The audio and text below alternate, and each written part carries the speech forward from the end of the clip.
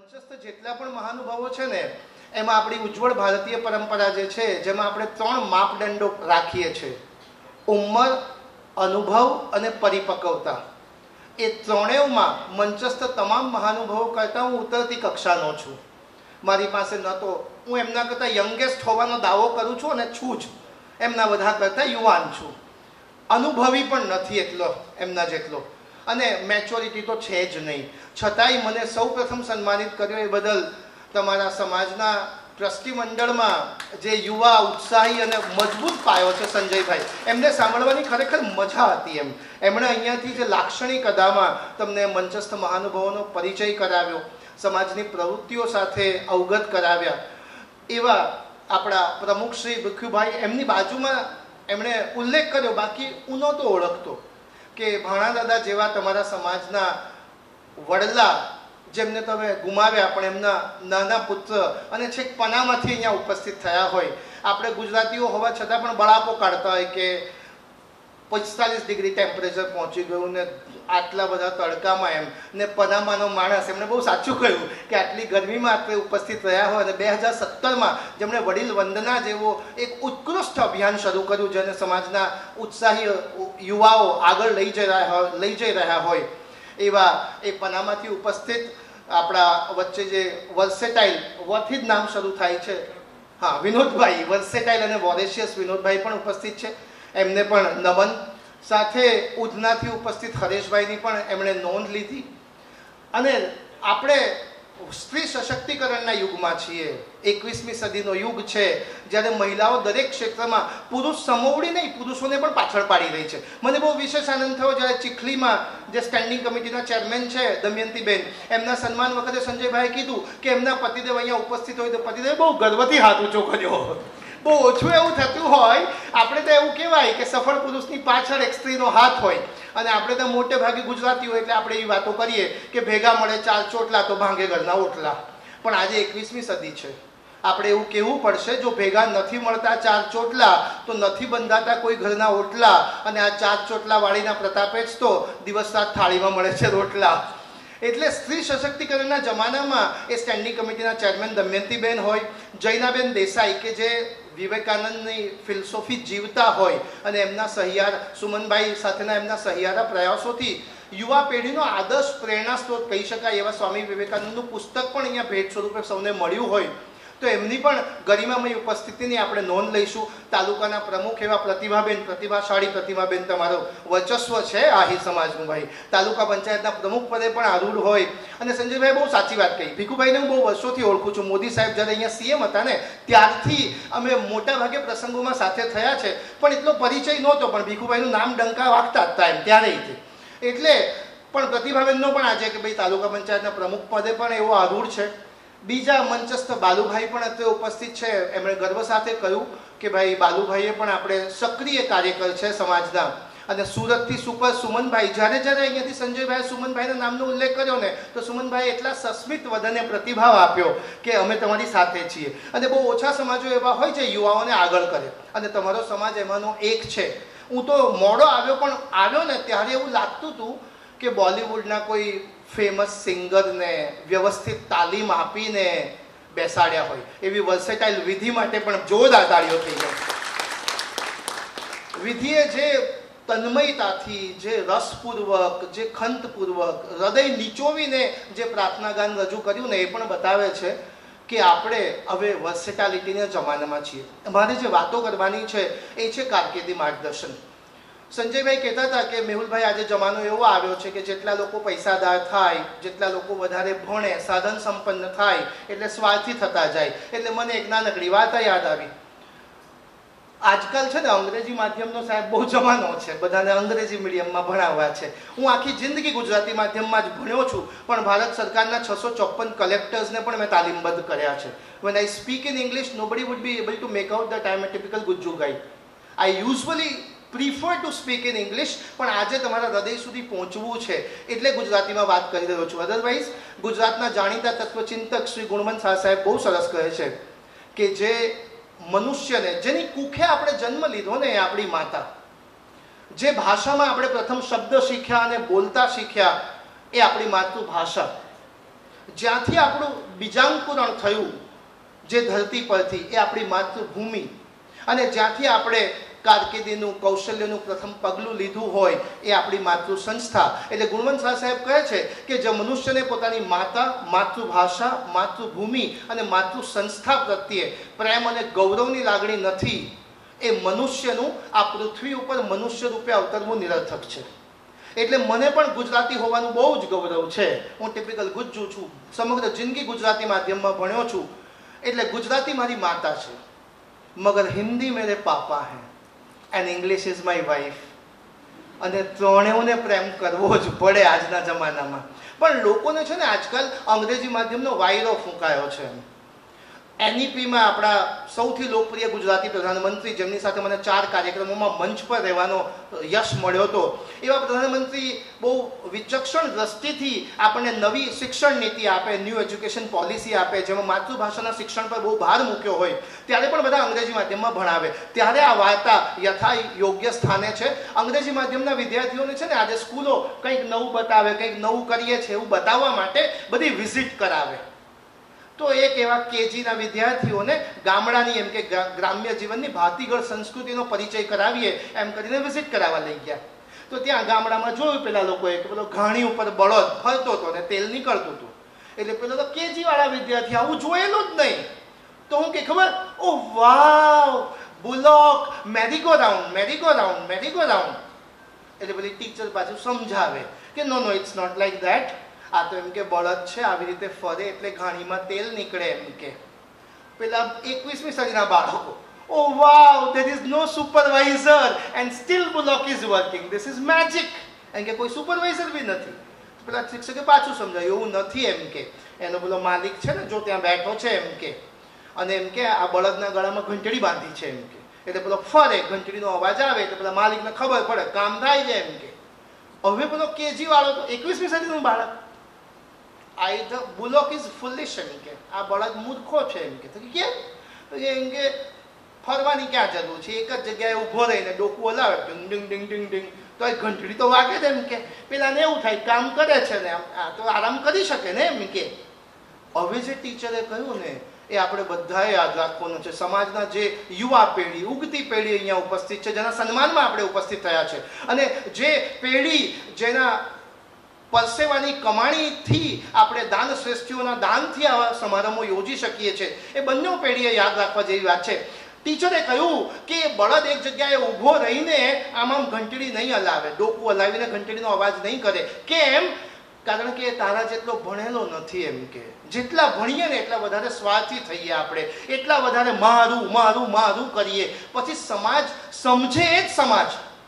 અને આજે સમજનારા વ્યક્તિઓ દ્વારા જો તમારું સન્માન થવાનું હોય ને, તો a tree must belong to the ground on which it stands.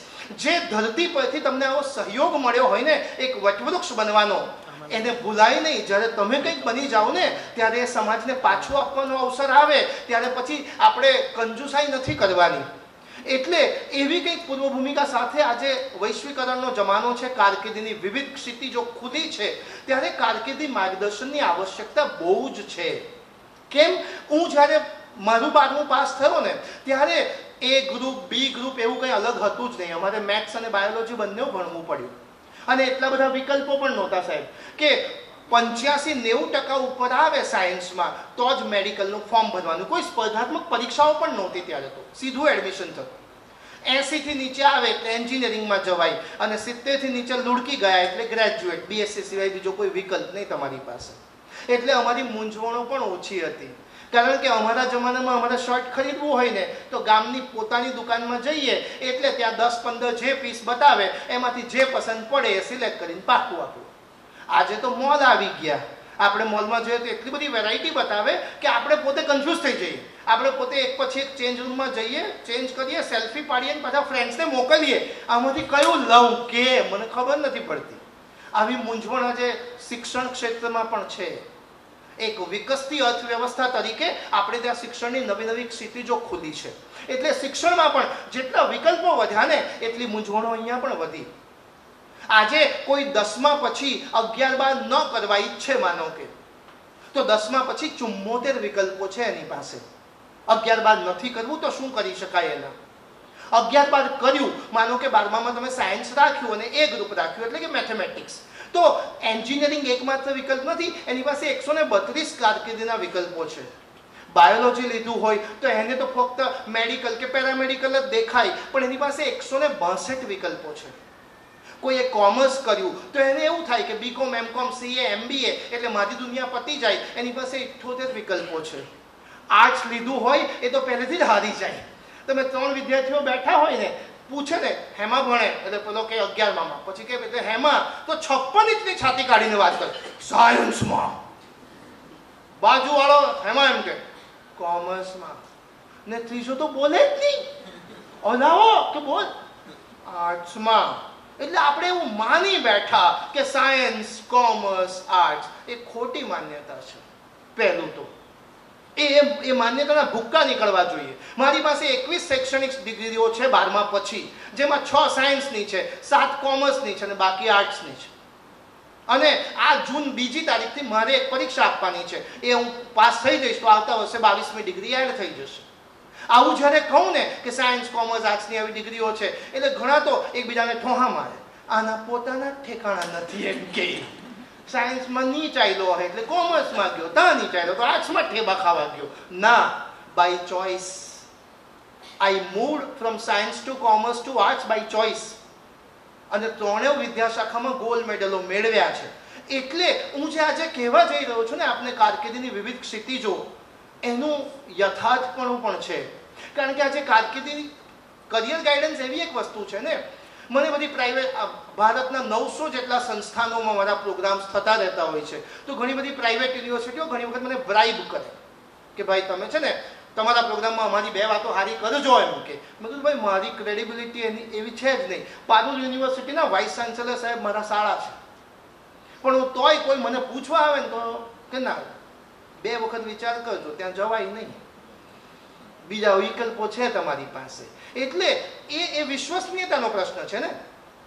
વચ્ચે એક યુનિવર્સિટીએ સાંઈરામ દવેને સાહેબ કરિયર ગાઈડન્સમાં ઉતારી દીધા વરાછામાં પ્રોગ્રામ. હવે સાંઈરામ દવે લોક ડાયરાના સારા કલાકાર, પણ કરિયર ગાઈડન્સ ના કહેવાય એમ નથી. પણ વરાછામાં પ્રોગ્રામ, સાંઈરામ દવેના નામ પર હોલ તો ભરાઈ જ જાય. પછી અડધો કલાક સાંઈરામ દવે ડાયરો કરે, પછી પેલા યુનિવર્સિટી વાળા કૂદે. વચ્ચે એક સંસ્થાએ કાજલ ઓઝા વૈદ મેડમને બોલાવી લીધા. હવે એ બધા પ્રસંગો પાછ સારું બોલે છે, પણ career guidance is A question mark. મને તો એવું થાય કાલે ઉઠીને મોરારી બાપુ આવી જાય કરિયર ગાઈડન્સમાં, ને મોરારી બાપુ કહે રામ ભગવાન 14 વર્ષના વનવાસ દરમિયાન ઓનલાઈન એજ્યુકેશનમાં, ડિસ્ટન્સ એજ્યુકેશનમાં આ જ યુનિવર્સિટીમાં ભણેલા, એમ કે તમે બી આમાં આવો. પણ મોરારી બાપુ સન્માનનીય વ્યક્તિ છે, આવું નહીં કરે એવું મને પૂરી પાકી ખાતરી છે. તકલીફ એ છે ને કે આજે તમે કારકિર્દીના ઉંમરે ઊભા હોય ને એટલે સલાહ આપવાવાળા સાહેબ ચોરે ને ચૌટે. તમારે જાગૃતતા કેળવવી પડે. આપણે ગુજરાતીમાં કહેવત છે કે કુપાત્રને દાન ન થાય. એટલે તમારી પાસે કમાયેલા પૈસા હોય, તમારે એને દાનમાં આપવા હોય ને તો સામેવાળાની પાત્રતા જોવી પડે કે શેમાં વાપરશે, સદુપયોગ થશે ને. પણ કરિયર માર્કેટમાં એવું છે કે કુપાત્ર પાસેથી સલાહ ન લેવાય. તમે કારકિર્દીના ઉંમરે ઊભા હોય ને કોઈ કે કેનેડા ભણવા જવાય, એમ કે Canadian universities are the best. Australia જવાય, Australian universities are the best. તમારે જાગૃત થઈને પૂછવું પડે કાકા તમે કાં સુધી ગયેલા, એટલે કાકા કે આ બાજુ દાંડી બીચ ને આ બાજુ ગ્રીન. કાકો ત્યાંથી બહાર નહીં ગયેલો હોય ને કેનેડા ને ઓસ્ટ્રેલિયાની સંસ્થાની માહિતી આપતો હોય. એટલા માટે કારકિર્દીમાં બીજું, આજે જેટલું પીળું દેખાય ને એટલું સોનું નથી. તમે અત્યારે આ એડમિશનની સિઝન છે, તમે FM રેડિયો ચાલુ કરો, ટીવી પર ન્યૂઝ જુઓ, મોબાઈલ જુઓ, કશે પણ જુઓ, રસ્તા ઉપર જુઓ, બંને બાજુ હોર્ડિંગો લાગ્યા છે પ્રાઇવેટ સંસ્થાઓના. સતત અગ્રેસિવ માર્કેટિંગ કરે. બોલિવૂડના કલાકારોને ઉતારી દીધા છે ટીવી પર કે અમારે ત્યાં આવો, અમારે ત્યાં આવો. આપણે અંજાઈ જાય એવું શક્યતા છે ને. બીજું, આજે ઘણી વખત કેવું થાય સાહેબ, અમારા પોઝિટિવ પેરેન્ટિંગમાં વાલીઓ આવ્યા હોય, અમે વાલીઓને કહીએ કે તમારા બાળકો સાથે સંવાદ કરો, એમનો અવાજ સાંભળો, આવું બધું ચડાવીએ. એટલે વાલીઓને થાય હા મારા દીકરાની સાથે મારે વાત કરવી જોઈએ. દીકરાને ઘરે પૂછે તારે શું કરવું છે, દીકરો કે મારે એરોનોટિકલ એન્જિનિયરિંગ કરવું છે. એટલે પપ્પાને પાછું યાદ આવી જાય કે પોઝિટિવ પેરેન્ટિંગમાં કીધેલું કે દીકરાનો અવાજ સાંભળવો, પણ એ દીકરાનો હૃદયનો અવાજ નથી. એ કારકિર્દીમાં એરોનોટિકલ એન્જિનિયરિંગ કરવું છે, એની પાછળ એને કારકિર્દીનો વિચાર નહીં કર્યો હોય. એણે તો પેલા નટુ કાકાની પિંકી હોતા જ જવાની છે એમ કે. એ તો કારકિર્દીનું પ્લેસમેન્ટ નહીં, લાઈફનું પ્લેસમેન્ટ વિચારી રહ્યો છે. એટલે આ 21મી સદીના બાળકો છે ને, એટલે કારકિર્દી માર્ગદર્શનની ભયંકર આવશ્યકતા છે અને આપણે એ દિશામાં આગળ વધીએ. ધોરણ 10 પછી યક્ષ પ્રશ્ન જે પહેલો તમારી સમક્ષ ઉપસ્થિત થશે ને એ છે 11-12 કરાય કે ન કરાય. તમે જેવો વિચાર કરો ને કે 11-12 કરવું છે, ઘણા હવનમાં હાડકા નાખવાવાળા આવે. હું કે ખબર, 11-12 તો કરાય જ નહીં, 12માં 12મું થઈ જાય એમ કે, ભયંકર મહેનત કરવી પડે એમ કે, સંન્યાસ લઈ લેવો પડે એમ કે, અને 12માં ટકા નહીં આવે તો તકલીફ થશે. આવું કશું જ નથી. 23 વર્ષથી આ ડોમેનમાં છું અને બહુ જવાબદારી સાથે કહું છું કે 11-12 તો ફરજિયાત કરાવવું જોઈએ. એના કારણો છે મારી પાસે. પહેલું કારણ છે ધોરણ 10 પાસ થયેલું બાળક, પરિપક્વતાનો પ્રશ્ન. ધોરણ 10 પાસ થયેલું બાળક માંડ 15-14 વર્ષનું હોય, 15 વર્ષ, 16મું વર્ષ એન્ટર થતું હોય. એ વખતે તમે એને તમારા નજર નીચે 11-12માં સ્કૂલ કક્ષાએ ભણવાની જગ્યાએ એને તમે ડિપ્લોમામાં કે બીજે કશે મૂકશો એટલે 15-16 વર્ષનું ટીનેજ તબક્કાનું બાળક મગજમાં એવો વિચાર લઈને જાય, કોલેજમાં આવી ગયો, અને ઘરથી દૂર, સંરક્ષણાત્મક વાતાવરણથી દૂર જશે, બીજા પ્રશ્નો લઈને ઊભું થશે. બીજું, તમે ધોરણ 10 પછી 11-12 ન કરો તો કારકિર્દીના જેટલા વિકલ્પો છે એની સરખામણીમાં 11-12 કરશો તો જે વિકલ્પો છે વિકલ્પોની સંખ્યા વધશે. ત્રીજું કે માનસિક દ્વંદ, ધોરણ 10 પછી મોટા ભાગના 11-12 કરશે, થોડોક ચંક જ બીજે જશે, 11-12 નહીં કરે એવું. બાળકને મગજમાં એક થોડો બેકફૂટ પર બી જશે, કારણ કે એને એવું થશે કે મારા મા બાપને મારી પર ભરોસો નહોતો એટલે મને 11-12 ન કરાયું, બાકી બધા તો કરે છે.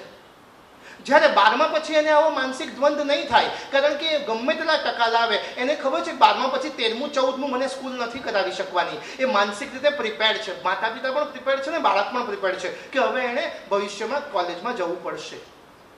10મા પછી એ માનસિક પ્રિપેર્ડ જ નથી, બંને પક્ષ પ્રિપેર્ડ નથી. બીજું, માધ્યમનો પ્રશ્ન. મોટે ભાગે માનો કે 10મા સુધી તમે ગુજરાતી માધ્યમમાં ભણ્યા હોય, તમે જેવું 11-12 ન કરો અને બીજા કશા કોર્સમાં મેળવો ત્યાં અંગ્રેજી માધ્યમ આવશે. આવું કાચી ઉંમરનું બાળક એક તો જાણીતા શિક્ષકો, જાણીતા મિત્રો, મા બાપની નજરથી દૂર કશે જવું પડશે, અજાણ્યા ફિલ્ડમાં ચેલેન્જીસ વચ્ચે માધ્યમનો પ્રશ્ન ઊભો થશે અને કારકિર્દી પ્રથમ ગ્રાસે મક્ષિકા આપણે એવું કહીએ કે પહેલા જ સેમેસ્ટરમાં 2-3 એટીકેટી લાગી જાય અને પછી ઊભા થવાનું મનોબળ તૂટે. એટલે 10મા પછી 11-12 ફરજ. બીજું એક વાત, મારા પોતાના પપ્પા બારડોલી ખાતે નાયબ મામલતદાર તરીકે રિટાયર થયા. એ ફક્ત સાહેબ SSC પાસ હતા, ઓલ્ડ SSC. હવે હું એમને જોઈને એવો વિચાર કરું કે મામલતદાર થવું હોય તો SSC પાસ થાય તો ચાલે આજે? ના. ગયા વર્ષે સરકારે તલાટી માટે ગ્રેજ્યુએટ ફરજિયાત કરી દીધું તો બધા 12મા વાળા રડતા હતા, અમે રહી ગયા એમ કે.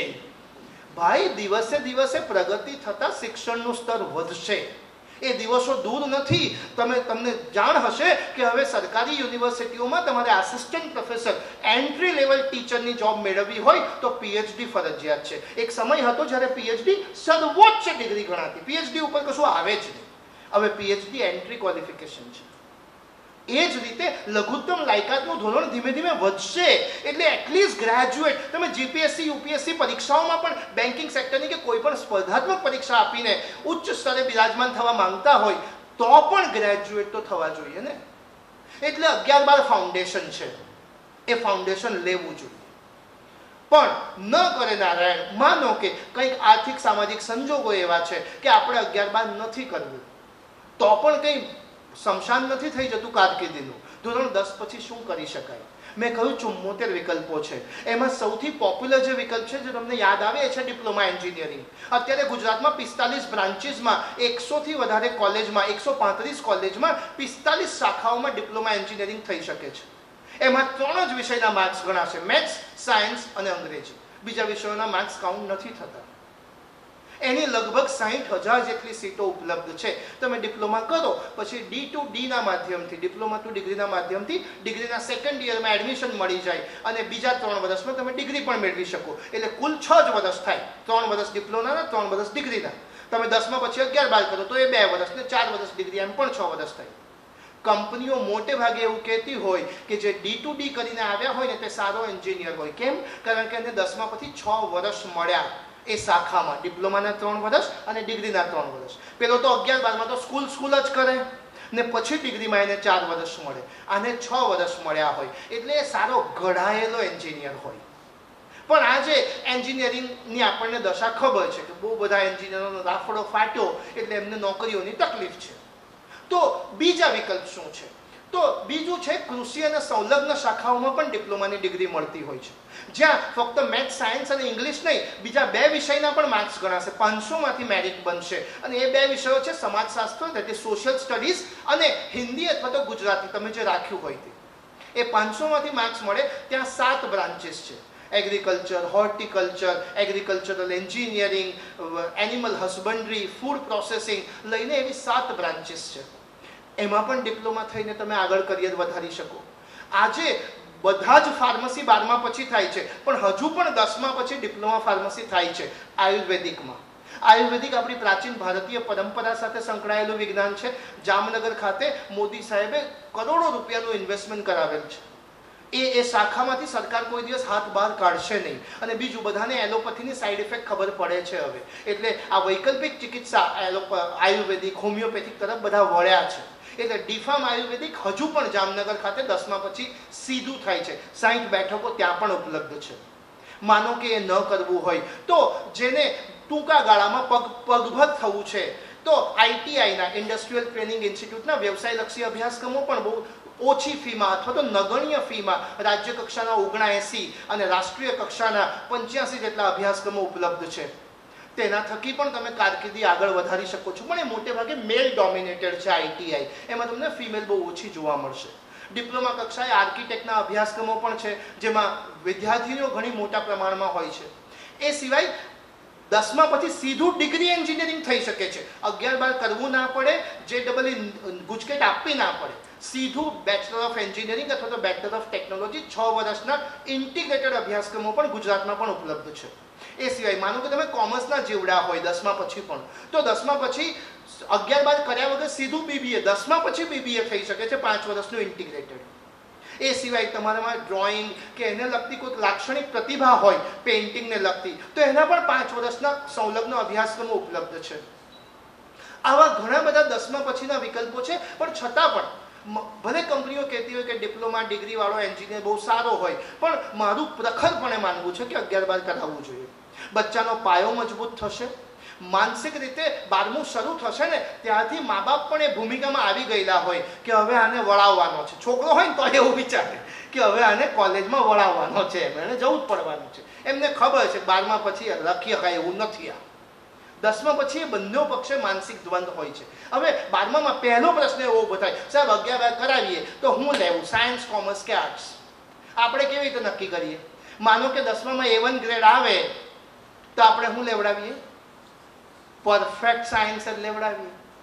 ભૂલે છું કે દીકરો કે મારે આર્ટ્સ લેવું છે તો ઘર આખું એની પાછળ પડી જાય, તારે રખડી જ ખાવું છે એમ કે, મહેનત નથી કરવી. માનો કે એનો B1 ગ્રેડ આવ્યો હોય તો આપણે 2 વખત કહીએ જો સાયન્સ લેતા બધા વિચાર કરજો, કોમર્સનો વિકલ્પ છે. અને માનો કે એને 2 સબ્જેક્ટમાં કૃપા ગુણ, ગ્રેસ માર્ક્સ મળ્યા હોય 10મામાં, તો ભાઈ તું આર્ટ્સ જ લેજે, તે 10મામાં કઈ ઉકાળ્યું નથી, તું 11-12માં તો રડાવે અમને. આ ભૂલ ભરેલી પદ્ધતિ છે. મારી પોતાની દીકરી 10મામાં 99.33 A1 સાથે પાસ થઈ. સ્વાભાવિક રીતે 11 સાયન્સ લીધું અને 11 સાયન્સની પહેલી પરીક્ષામાં બધા જ વિષયમાં ફેલ. પેલા 3 મેઇન તો ખરા જ, ફિઝિક્સ, કેમેસ્ટ્રી, બાયો, એ સિવાય ઇંગ્લિશ ને કોમ્પ્યુટરમાં જ થવાય નમો. બીજા મા બાપ હોય તો ઘરથી કે આને રખડી જ ખાધું. પણ મને ખબર હતી આપણું મગજ છે ને વૈજ્ઞાનિક ઢબે કામ કરે, એને એવું લાગે કે સિક્વન્સમાં છે બધું, 1 2 3 4 5 6 7 8 9 10 ત્યાં જ સુધી સિક્વન્સ છે. 11-12 સિક્વન્સમાં નથી. ધોરણ 10 અને 11-12 વચ્ચે મોટી ખાઈ છે. ધોરણ 10માં જેનો A1 આવ્યો હોય ને તે 12મામાં ફેલ થયા હોય એવા ઢગલો છે. અને ધોરણ 10માં જેના ઓછા આવ્યા હોય એને 12મામાં કાઠું કાઢ્યું હોય એવાય ઘણા છે. એટલે ધોરણ 10ના ટકા પર નિર્ણય ન લેવો પહેલો. તો કેવી રીતે લેવું? જો તમારું બાળક અથવા તો જો બાળકને પોતાને 5 W અને 1 H સાથે બહુ જ મજા આવતી હોય, 5 W એટલે કે who, what, where, when, why, પ્રશ્નો પૂછે, અને how, H, પ્રશ્નો પૂછ્યા કરે. આવું કેવી રીતે એમ કે આપણને આઈપીએલની મેચો લાઈવ કેવી રીતે દેખાય, પેલા ત્યાં રમે ને અહીંયા આપણને ખબર પડે. આવું કેવી રીતે મોબાઈલથી આપણે વિડીયો કોલમાં ઓસ્ટ્રેલિયા બી વાત કરી શકીએ. આવું કેવી રીતે કે આ એસી અંદર ઠંડી હવા ફેંકે, બહાર ગરમ હવા ફેંકે. મમ્મીથી તો કહેવાય હોની કે એસી તારા બાપા જેવા જ, બહાર જ ગરમી કરે, અંદર ઘરમાં તો ગરમી થાય જ નહીં, ઠંડા જ રહેવું પડે. ઘરમાં મારું રાજ ચાલે. મમ્મી તો આવું કે હોની પાછી, પણ મતલબ પ્રશ્નો પૂછ્યા કરે, નવું નવું જાણવાની જિજ્ઞાસા વૃત્તિ, ઇન્ક્વિઝિટિવનેસ, કુતૂહલતા, એ પ્રથમ પાયો છે સાયન્સમાં સફળ થવું હોય તો. સાયન્સ લીધું તમે ગોખણિયા વૃત્તિ કરશો તો બહુ લાંબી મજલના ઘોડા નહીં બની શકો. એટલે સાયન્સ લેવા માટે એક તો ઇન્ક્વિઝિટિવનેસ અને બીજું છે હાર્ડ વર્ક. તમે સાયન્સ લીધું ને પછી તમારાથી ગરબા છૂટતા નથી, આઈપીએલની મેચો છૂટતી નથી, આના લગ્નમાં જવું છે ને આની બર્થડે પાર્ટીમાં જવું છે ને બધું જ કરવું છે, જિંદગીના બધા જ આનંદ લેવા છે ને એની સાથે સાયન્સ કરવું છે, તો તકલીફ છે. સાયન્સ લીધા પછી તો તમારે મહેનત કરવી પડશે. મહેનત ને સાયન્સ બે ભાઈ ભાઈ છે એવું માન, એ સાથે જ જશે. કોમર્સ કેવી રીતે લેવું? તો આ વાત છે ને વિદ્યાર્થીઓ કરતાં મા બાપ વધારે સારી રીતે સમજશે. જો તમારો દીકરો કે દીકરી સારો ઇમોશનલ બ્લેકમેલર હોય, એક્ઝામ પૈતી ને હું કે ખબર દોસ્તારો સાથે ગોવા ફરવા જવું છે, આપણે કીધું ના આપણે પરિવાર સાથે જ ફરવા જઈએ, ને ગોવા તો એકલા જવાય જ નહીં, રિસ્કી, મારે ખાવું નથી, હું તમારી સાથે બોલતી નથી, મને આઈફોન અપાવો. બેટા આઈફોન બહુ મોંઘો આવે, એમ કે આપણે આઈફોન નહીં, મારે ખાવું નથી, મારા બધા ફ્રેન્ડ્સ પાસે છે. મતલબ ગમે તે નાટકો કરીને, ત્રાગા કરીને એની વાત મનાવડાવે, તમને બાટલીમાં ઉતારે સરવાળે, તો સમજી લેજો કે આ કોમર્સ વાળો છે, એ આખી દુનિયાને બાટલીમાં ઉતારે, પૈસા બનાવે. કોમર્સમાં સફળ થવા માટે એક છે પ્રેક્ટિકલ એપ્રોચ, કામ કરાવી શકવાની આવડત. આયરો ભણો ઓછો હોય પણ ગયણો વધારે હોય, એને સમજ વધારે પડે કે કોને કેવી રીતના પાડવા. ઇન્સ્યોરન્સના એજન્ટ જુઓ તમે 10 વખત ના પાડ્યું મારે પોલિસી લેવાની નથી, તો 11મી વખત ઘેરાવે એવડો, તમને બેહાડે, તમારી વાઈફને બેહાડે, અને આપણા છોકરાઓ બેઠા હોય, આપણી દેખતા મારી વાઈફને સમજાવે કે આ મરી જશે તો હું ફાયદો થાય, પ્રીમિયમ ભરાવો. કેવા ખતરનાક માણસો હોય, આપણા મરવાના ફાયદા બતાવે અને બિઝનેસ કરે. એ કોમર્સ વાળા. કોમર્સમાં સફળ થવા માટે બે વસ્તુ, પ્રેક્ટિકલ એપ્રોચ અને બીજું પેશન, લાગેલા રહે. ઇન્સ્યોરન્સ વાળાને તમે 10 વખત હળધૂત કરો ને તો 11મી વખત આવે, અને પછી ગોળ ગોળ કે કંઈ કામ હોય તો કહેજો. હવે દીકરો તમારો ભણવા બી જવાનો છે તો કંઈ એના માટે ભવિષ્યનું પ્લાનિંગ કરવાનું હોય, ગોળ ગોળ ફરીને ત્યાં જ વાટલા આવે, મારી પાસે કંઈક લેવો. આર્ટ્સ કેવી રીતે લેવું? જો તમારી હોબી કંઈક આવી હોય, ટેરેસ પર જઈને શાંતિથી આકાશમાં જોવું, નદી કિનારે બેસી રહેવું, બેસતા વર્ષના દિવસે એને રંગોળી પાડવા બેહાડ્યો હોય ને આંગણામાં, તો બધા મહેમાનો આવવાના થઈ જાય ત્યાં સુધી રંગોળી જ પાડતો હોય શાંતિથી. ટીવીની એક ચેનલ પર ચીટકી રહી શાંતિથી, બદલે નહીં. ખાવા બેહાય તો કલાક કાઢે. ઠંડકનો જીવ સરવાળે. સ્લો સાયકલિંગ રેસમાં પહેલો આવે, ધીમું કામ કરવામાં. તો આ ઠંડકનો જીવ છે. અને એમાં કોઈક ઇનબોર્ન ટેલેન્ટ હોય, એનું પેઇન્ટિંગ સારું છે, એ ગાઈ સારું શકે છે, એ વગર પૈસાના વકીલ જેવું બોલી સારું શકે છે, તો એ આર્ટ્સનો જીવ છે.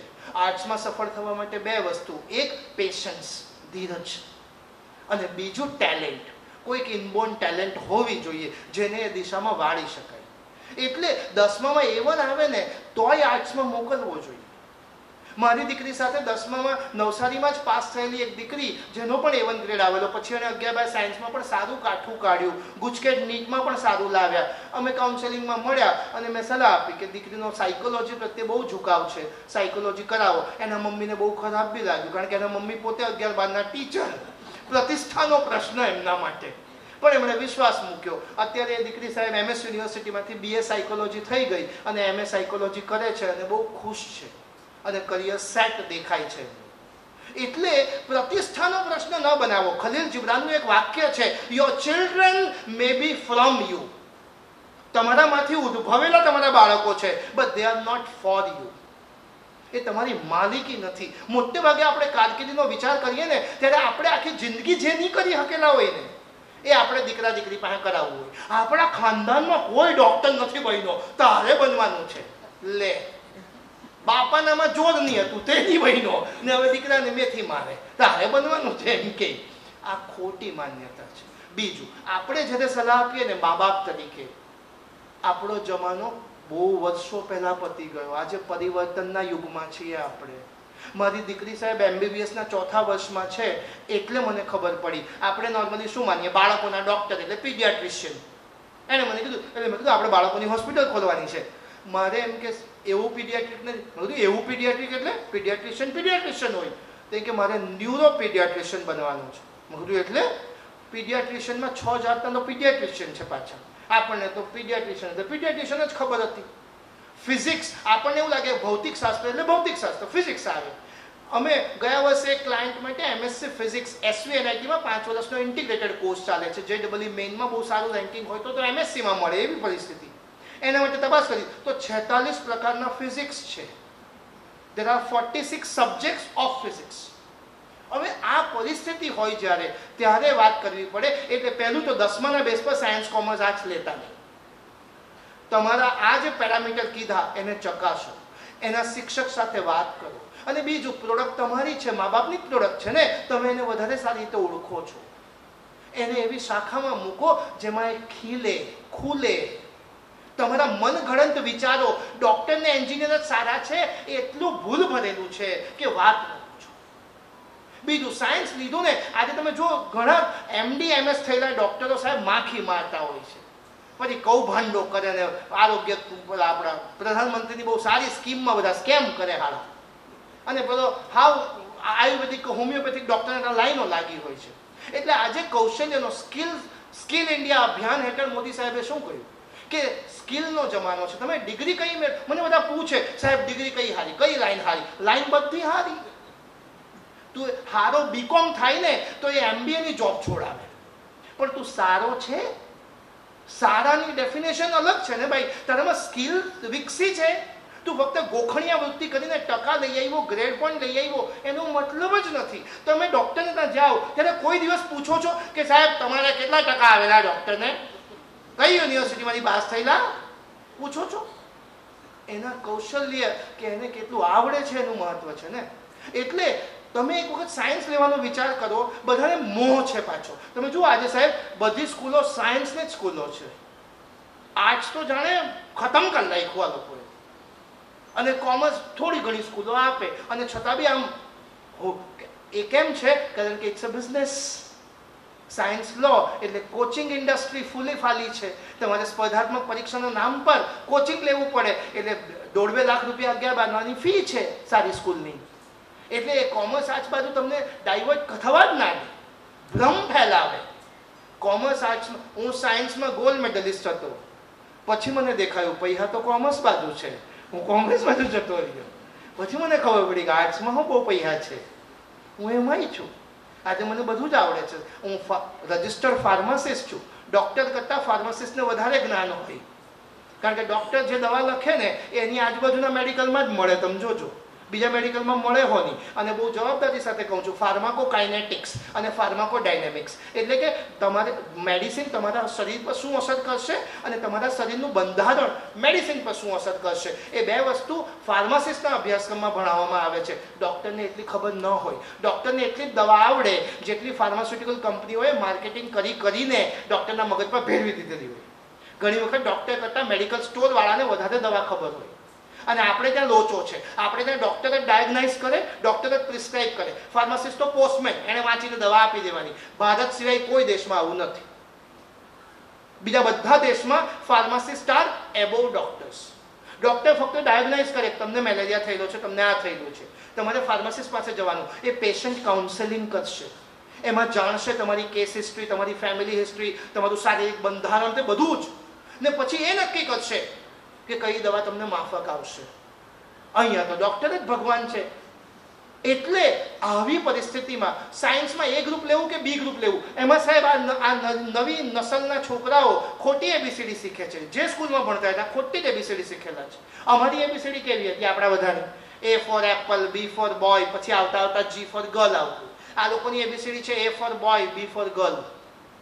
હા, આવું શીખવાનું છે.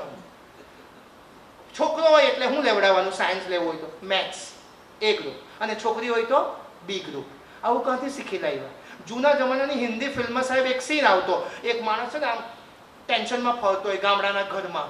અચાનક ઘરમાંથી પેલી ઝૂંપડા જેવા ઘરમાંથી બહાર આવે દાયણબાઈ, ઘરડીબાઈ, ને હું કે ખબર, મુબારક હો રાજા સાહેબ, आपके यहाँ कुंवर का जन्म हुआ है, એટલે રાજા સાહેબ પોતાના જે કઈ દાગીના બાગીના હોય એ ભેટ આપી દીધી। એ સીન કદાચ અલગ બી હોય કે બહાર આવે ને એવું કે મુબારક હો રાજા સાહેબ, આપકે यहाँ ઘરે લક્ષ્મી પધારે हैं, તો પણ એ ખુશ થઈને હાર આપી દેતા હતા। પણ એ જૂનો જમાનો। આજે તો કોઈ ગામડાના ઘરમાં ડિલિવરી કરાવતું નથી, શહેરના બધા અત્યાધુનિક હોસ્પિટલમાં જાય ત્યાં બાપા આવા ટેન્શનમાં બી નહીં ફરે। બાપા બહાર મોબાઈલમાં ગેમ રમતા હોય, એંગ્રી બર્ડ્સ, અંદર પેલું બર્ડ એંગ્રી થયેલું હોય, અચાનક નર્સ બહાર આવે ને હું કે ખબર, કોંગ્રેચ્યુલેશન્સ ઠક્કર સાહેબ, તમારે ત્યાં એ ગ્રુપ આવ્યું।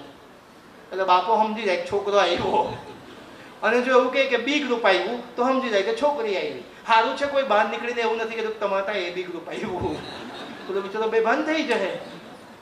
કહેવાનું તાત્પર્ય છે છોકરો એટલે મેથ્સ કે છોકરી એટલે બાયોલોજી એ ભૂલ ભરેલું છે। હવે તમે સાયન્સ લીધું, એ ગ્રુપ લીધું, મેથ્સ લીધું, એટલે બધા લગ્ન પ્રસંગમાં તમે જોયું હોય તો એક ઘોડી ઉપર બીજા ઘોડાને બેસાડેલો હોય છે। જાનમાં જોયું હશે ને, ઘોડી ઉપર ઘોડા, હા, જો જેના લગ્ન થઈ ગયા છે ને અને જે અનુભવી છે, જે પીડિત આત્મા છે, તેમણે હા કીધું, કારણ કે એ એક જ દિવસનો ઘોડો રાજા, પછી આખી જિંદગી એને ગધેડા જ બનવાનું છે।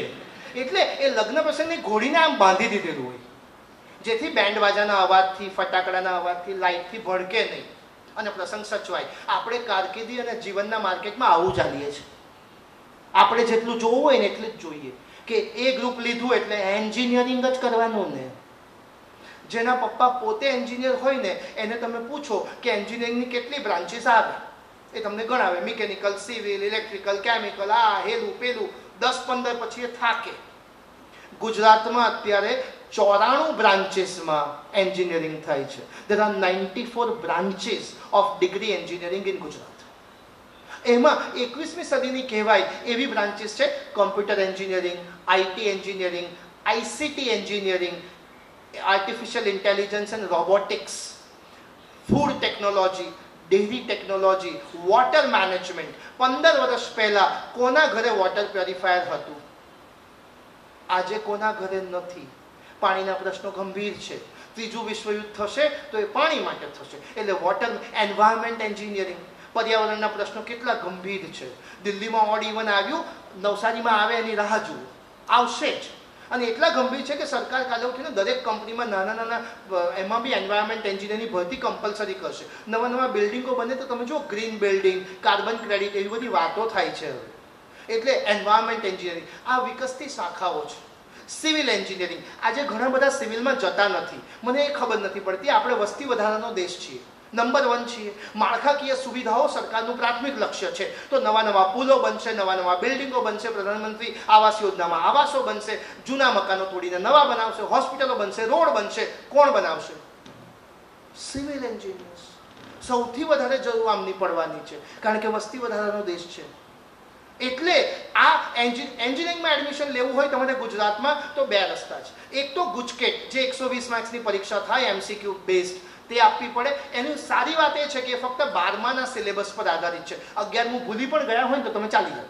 12માની બોર્ડની પરીક્ષા પતે ને એના બીજે કે ત્રીજા દિવસે ગુજકેટ થાય, 50% વેઇટેજ, ગુજકેટમાં જે પર્સન્ટાઇલ આવ્યા તેનું અને બોર્ડના 3 મુખ્ય વિષયોમાં જે પર્સન્ટાઇલ આવ્યા તેનું, એમ કહીને એન્જિનિયરિંગમાં એડમિશન થઈ જાય તમારું। બીજું, જેણે એ ગ્રુપ લીધું છે તેનું સપનું તો છે દેશની 23 આઈઆઈટી, નાક ગણાય તેવી આઈઆઈટી સંસ્થાઓમાં એડમિશન લેવાનું। એના પછી NIT, national institute of technology ગણાતી, આપણે ત્યાં એસવીએનઆઈટી નજીકમાં છે। ત્યાર પછી ટ્રિપલ આઈટીઝ અને ત્યાર પછી ગવર્મેન્ટ ફંડેડ ટેકનિકલ ઇન્સ્ટિટ્યૂટ્સ। આ બધાની મળીને કરીબ 55,000 સીટો છે આખા દેશમાં। પણ જેડબલઈમાં પણ 2 છે, જેડબલઈ મેઇન્સ અને જેડબલઈ એડવાન્સ્ડ। જેડબલઈ મેઇન્સ હોય તો તમે આઈઆઈટી સિવાય એનઆઈટી, ટ્રિપલ આઈટી અથવા તો ગવર્મેન્ટ ફંડેડ ટેકનિકલ ઇન્સ્ટિટ્યૂટમાં જઈ શકો। પણ જો આઈઆઈટીમાં જવું હોય તો જેડબલઈ એડવાન્સ્ડ પાસ કરવી પડે, જે હવે 18 મે આ વર્ષની થવાની છે। જેડબલઈ એડવાન્સ માટે પાછું એ કેવું છે, જેડબલઈ મેઇનમાં જે ટોપ 2.5 લાખ લોકો પાસ થાય એ જ જેડબલઈ એડવાન્સ આપી શકશે। એન્જિનિયરિંગ માનો કે નથી જ કરવું અને એન્જિનિયરિંગ ભૂલી ગયા, otherwise engineers are backbone of any country. આ ટેકનોક્રેટ્સના ભરોસે જ ટકેલા છીએ આપણે। પણ છતાંય માનો કે એન્જિનિયરિંગ નથી કરવું તો એ ગ્રુપવાળા બીજું ઘણું બધું નોર્મલ બીએસસી, એમએસસી, પીએચડી કરીને ટીચિંગ લાઇનમાં કરિયર બનાવી શકે છે।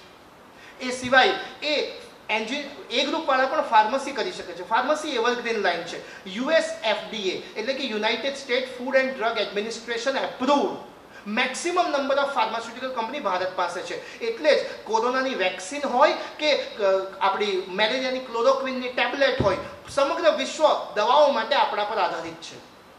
એટલે ફાર્મસી કોઈ દિવસ મંદીમાં નહીં આવે. ફાર્મસી એવરગ્રીન લાઈન છે. પણ ફાર્મસી કરવું હશે તો કેમેસ્ટ્રી અને બાયોલોજી પરફેક્ટ હોવું જોઈએ.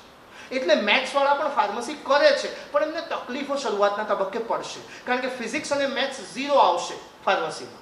ફિઝિક્સ ને મેથ્સ 0 થઈ જશે. ત્યાર પછી આપણે વાત કરીએ છીએ મોટે ભાગે આપણી તકલીફ શું છે ખબર છે? આપણા ગુજરાતી બચ્ચાઓ સાહેબ સ્પર્ધાત્મક પરીક્ષાનું નામ પડે ને એટલે ગભરાય, પાછી પાની કરે, અને પછી આપણે મોરચા નીકળીએ. બધા નોન ગુજરાતીને ભરેલા છે એમ કે, બધા કલેક્ટર આવા બિહારથી ને યુપીથી આવે, તે આવે જ ને. ત્યાં ચોથા ધોરણ વાળો સ્પર્ધાત્મક પરીક્ષાની વાતો કરતો હોય ને આપણે ત્યાં અહીંયા ગ્રેજ્યુએટને પૂછે ને કે હવે તારું શું આયોજન છે? થાય છે હવે, હમણાંથી ટેન્શન નહીં આપો, હજુ તો છેલ્લા વર્ષની પરીક્ષા બાકી એમ કે. એ તારી પેલો ચોથા ધોરણમાં સ્પર્ધાત્મક પરીક્ષાની વાતો કરતો હોય, આપણા વાળા ગ્રેજ્યુએટ થયા પછી હજુ નક્કી નહીં હોય, તો ન થાય ને. એટલે આપણે આયોજન, અમે મેનેજમેન્ટમાં સાહેબ એવું કહીએ કે પ્લાનિંગનું બહુ મહત્વ છે. If you fail to plan, you have already planned to fail. જો તમે આયોજન કરવામાં નિષ્ફળ જાઓ છો તો તમે નિષ્ફળતાનું આયોજન ચોક્કસ કરી લીધું છે. કારકિર્દીના ધ્યેયો રાતોરાત સિદ્ધ નથી થતા ને. તમારે તબક્કાવાર એને આગળ વધારવું પડે. અને કોઈક એવું કહી દીધું એમ કે હે ને, નિશાન ચૂક માફ, નહીં માફ નીચું નિશાન એમ કે. એટલે તાકવું તો ઊંચું જ તાકવું એમ કે. એટલે જે 12માં બાયોલોજી લઈને 11-12માં એને તો આખા ખાનદાન, આખું પરિવાર, આખું ગામ ડોક્ટર જ સમજે એને કે આ તો ડોક્ટર થઈ જ જવાનો. ગયા વર્ષે 24 લાખ લોકોએ નીટ આપેલી. આખા ભારતમાં 1 લાખ સીટ છે MBBSની. સ્પર્ધાનું તત્વ તો જોવું પડશે ને, એટલી મહેનત માંગશે ને. એટલે પાછું આપણે ત્યાં સુરતથી નજીક રહીએ. સુરતમાં વીર નર્મદ દક્ષિણ ગુજરાત યુનિવર્સિટી છે. નર્મદ વીર રસના કવિ હતા. એટલે કે યા હોમ કરીને પડો આગે, ફતેહ છે આગે. ઘણા ચડાવે હિમ્મતે મરદા તો મદદ ખુદા એમ કે, લે લે તું સાયન્સ એમ કે. અરે આગે હે કુઆ, પીછે હે ખાઈ, તો કૂદને में नहीं है भलाई. પોતાનું તો આકલન કરો. SWOT analysis, strength, weakness, opportunity અને થ્રેટ. પોતે કયા પાસાઓમાં મજબૂત છે. કોઈક આર્ટ્સનો જીવ હોય, તમે એને સાયન્સમાં મારી મચડીને ઘુસાડી રહ્યા છો. એ આમાંય નહીં ચાલે, બાવાના બેવ બગડવાના છે. આવું શા માટે કરીએ આપણે? એટલે સ્વનું આકલન કરીએ. ફક્ત ઊંચું ધ્યેય રાખવાથી સિદ્ધ નથી થતું. નહીં તો જેણે બાયોલોજી લીધું હોય એ બધાને ડોક્ટર થવું છે, જેણે મેથ્સ લીધું એ બધાને IITમાં જવું છે. બધા નહીં થાય ને યાર. બીજી તકલીફ એ છે સ્પર્ધાત્મક પરીક્ષાની વાત કરી. આપણે ત્યાં જેણે મેથ્સ લીધું હોય ને એવું વિચાર કરે કે મારે ગુજકેટ ને JEE જ આપવાની છે, અને જો IIT ન જવું હોય તો JEE નથી આપવી. મેથ્સ ગ્રુપ વાળો 36 પરીક્ષા આપી શકે, આપતા નથી. કેમ? Lack of awareness. બીજું, માર્ચમાં બોર્ડની પરીક્ષા પતી જાય, સપ્ટેમ્બર સુધી કોઈ કોલેજ ચાલુ નહીં થાય. 6 મહિના નવરા, રીતસરના નવરા. અને મા બાપે છોડી દીધલા હોય, જા જીલે આપની જિંદગી. ઉઠાડે હોની 10 વાગ્યા સુધી, જે વેબ સિરીઝ જોવી હોય તે, જ્યાં ફરવું હોય ત્યાં. કેમ? બોર્ડ પૈતું એનું. હવે એની દુનિયા છે. 6 મહિના પછી કોલેજમાં આવે ને તો પેન પકડવાનું ભૂલી ગઈ. કે પેન કેવી રીતે પકડાય આવડતું નથી. એટલે 11-12ના સિલેબસ પર 36 પરીક્ષાઓ લેવાય, એ બધી આપી દે ને. એ દિશામાં જવું કે ન જવું પછી નક્કી કરીશું. પણ એટલી વિન્ડો ખુલ્લી રહેશે ને, એટલી તકો ખુલ્લી રહેશે. મોટાભાગની સ્કૂલો પણ તમને આના વિશે માહિતગાર નથી કરતી. કારણ કે સ્કૂલો એવું વિચારે કે આ બેનું જ કોચિંગ નથી અપાતું, આ બીજું પ્રેશર શું કરવા લેવું આપણે. અને સપના તો ડૉક્ટરને એન્જિનિયરને જ બતાવાય ને, બીજા બતાવતા નથી. સ્કૂલોની પણ તકલીફ છે ને. સ્કૂલનો કોઈ માનો કે કેમેસ્ટ્રીનો ટીચર છે, એનું મેક્સિમમ ક્વોલિફિકેશન શું હશે? MSc BEd, અને એ પણ MSc કેમેસ્ટ્રીમાં. તો એ પણ આવો જ છે. એને કેમેસ્ટ્રી જ દેખાય છે અને બીજું ખબર નથી ને. 12મા પછી સીધું PhD થઈ શકે છે. નોર્મલી 12મા પછી ગ્રેજ્યુએટ, પછી પોસ્ટ ગ્રેજ્યુએટ, પછી PhD. 12મા પછી 6 વર્ષમાં સીધું PhD થઈ શકાય છે. નવી શિક્ષણ નીતિમાં કોર્સ છે. આપણે આવી જાણકારી ન હોય અને પછી ઠેબે ચડીએ છીએ.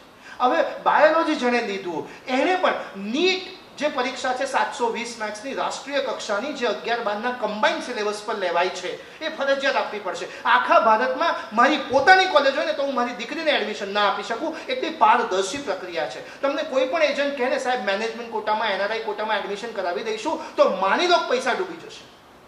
એટલું ટ્રાન્સપરન્ટ સિસ્ટમ છે નીટ બેસ્ડ. નીટની પરીક્ષા ફરજિયાત આપવી પડશે, મેરિટમાં આવવું પડશે, અને એમાં 5 કોર્સીસ છે જેનું નીટના આધારે થશે. એમાં બોર્ડના માર્ક્સ 0 ગણાશે. MBBS, પછી ડેન્ટલ, આયુર્વેદિક, હોમિયોપેથિક, અને 5મું છે વેટરનરી સાયન્સ, જેને આપણે બહુ ગણતા નથી નોર્મલી. કેમ નથી ગણતા? કારણ કે આપણે ત્યાં એક સામાજિક ધબ્બો છે. હું કે ખબર, ઢોરનો ડોક્ટર એટલે ઢોર જે હોય એમ કે, એ ખોટી માન્યતા છે. એ સૌથી સારા ડોક્ટર્સ છે. હું તમને કહું, માણસના ડોક્ટર કરતા વેટરનરી ડોક્ટર વધારે કમાય. કેમ? તમે જોજો, આજે તમે ગબ્બર ઇઝ બેક પિક્ચર પણ તમે જોયું હશે. તમે કોઈ ખોટું ઇન્જેક્શન મારી દો પેશન્ટને, એને કંઈ થઈ જાય તો એના હગાવાલા આવે, તોડફોડ કરે, તમારું પેપરમાં આવી જાય, તમારા પર કેસ થાય, બધા જાગૃત થઈ ગયા. તમે ભેંસને ખોટું ઇન્જેક્શન ઘુસાડી દો તો ભેંસ બહુ તો શું કરે? તો ભેંસ મરી જાય તો ખેડૂત કોઈ દાડો કેસ નહીં કરે. સાહેબ એ તો હવે નસીબ મારવું એમ કે. બીજું, આમને પ્રાઇવેટ પ્રેક્ટિસની છૂટ છે વેટરનરી ડોક્ટરને. બીજું, એમને નોન પ્રેક્ટિસિંગ એલાઉન્સ મળે 25% જેટલું. અને ચોથું, સરકારી નોકરી ગેરંટેડ. દૂધ અને દુધાળા પશુઓનો દેશ છીએ, અને એમાં 66% છોકરીઓ છે વેટરનરીમાં. બીજું, વેટરનરી ડોક્ટર એટલે તમે ફક્ત ગાય ભેંસની સારવાર કરશો એવું નહીં. આર્મીમાં અને પોલીસમાં તમારી જગ્યાઓ રિઝર્વડ છે વેટરનરી વાળાની. એમની પાસે પણ ઘોડા, કૂતરા બધા છે ને. બીજું, આપણી ડેરીઓ જે છે, ફક્ત તમારે માનો કે એવું સારવારમાં નથી પડવું તો ડેરીઓ લઈ જાય તમને. તમારે ક્લાસ 1 ઓફિસર તરીકે ટ્રેનિંગ આપવાનું કામ. તમારે મહિલા જે દૂધ ડેરી સાથે સંકળાયેલી મહિલાઓ છે એને તાલીમબદ્ધ કરવાનું તમારું કામ છે. વેટરનરી પણ કરી શકાય. આ 5 કોર્સીસ નીટ બેઝ જશે. ત્યાર પછી ફાર્મસી. બાયોલોજી વાળા માટે એક વાર તમે ડોક્ટરી વાળો વિકલ્પ માનો કે ન પસંદ કરી શક્યા, ન મેળવી શક્યા, તો ફાર્મસી એવરગ્રીન લાઈન છે. એ સિવાય બાયોટેકનોલોજી. ઘણાને સાહેબ ખબર નથી બાયોટેકનોલોજી છે શું.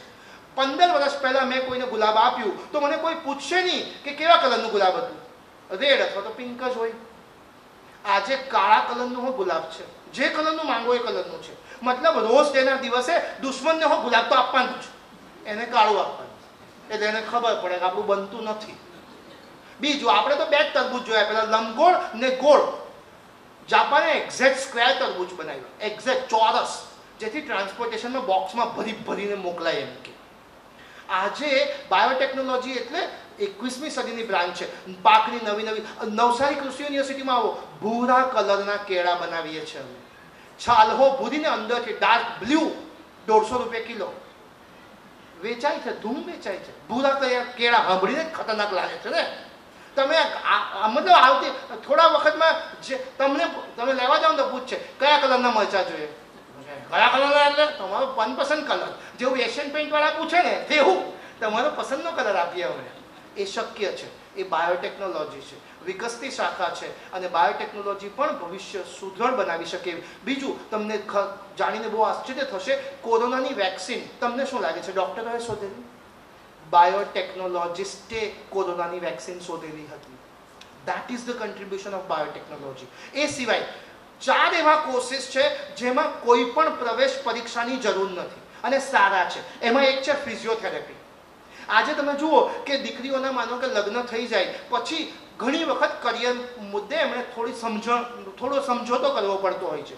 ફિઝિયોથેરાપિસ્ટ હોય, સવારે 1 કલાક ને સાંજે 1 કલાક ઘરે બેઠા જ લોકો આવે તો દીકરીનું કરિયર ચાલુ રહી શકે. અને ફિઝિયોથેરાપિસ્ટ વાળા બહુ ખતરનાક. તમે જોજો આઈપીએલની મેચો ચાલે, કોઈકને બોલ વાગે કે કોઈક પડી જાય તો બધો ઈશારો કરે ને જે દોડતો આવે, પગ થોડા આમતેમ કરાવે, સ્પ્રે છાંટી આપે. ફિઝિયોથેરાપિસ્ટ આ લોકો મહેનત આપણી પાસે કરાવે. હાથ આમ કરો, પગ આમ કરો, કરે પોતે કંઈ નહીં કરે ને પૈસા લઈ જાય. આ ફિઝિયોથેરાપિસ્ટ. અને આજે તમે જુઓ કે આપણી લાઈફસ્ટાઈલ એવી છે ને કે યંગસ્ટર, આ યુવાનોને બી બેક પેઇન છે, બધાને ફિટ એન્ડ ફાઇન રહેવું છે. એટલે ફિઝિયોથેરાપિસ્ટ 4.5 વર્ષમાં જ કરિયર સેટ થઈ જાય તમારું. એમાં કોઈ પ્રવેશ પરીક્ષાની જરૂર નથી. બીજું છે BMLT, bachelor of medical lab technology. ઘણા BSc માઇક્રોબાયોલોજી કરે અને પછી 1 વર્ષનો DMLT કરે અને પેલી પેથોલોજી લેબ ખોલે જેમાં આપણે બધા ટેસ્ટ કરાવીએ. આ સીધું BMLT, bachelor of medical lab technology, જેના થકી તમે લેબ ખોલી શકો. PHC, પ્રાથમિક આરોગ્ય કેન્દ્ર, CHC, સામૂહિક આરોગ્ય કેન્દ્રમાં પણ લેબમાં સરકારી નોકરી પણ મેળવી શકો તમે આના આધારે. ત્યાર પછી BSc નર્સિંગ. ભારત જેવા દેશને ક્વોલિફાઈડ નર્સિસની એટલી ભયાનક જરૂર છે કે તમે નર્સિંગ કોર્સની 1 વર્ષની ફી શું માનો છો સરકારી કોલેજમાં? 145 રૂપિયા વર્ષની ફી છે. 1 વર્ષની નર્સિંગની ફી 145 રૂપિયા છે, મહિને 12 રૂપિયા.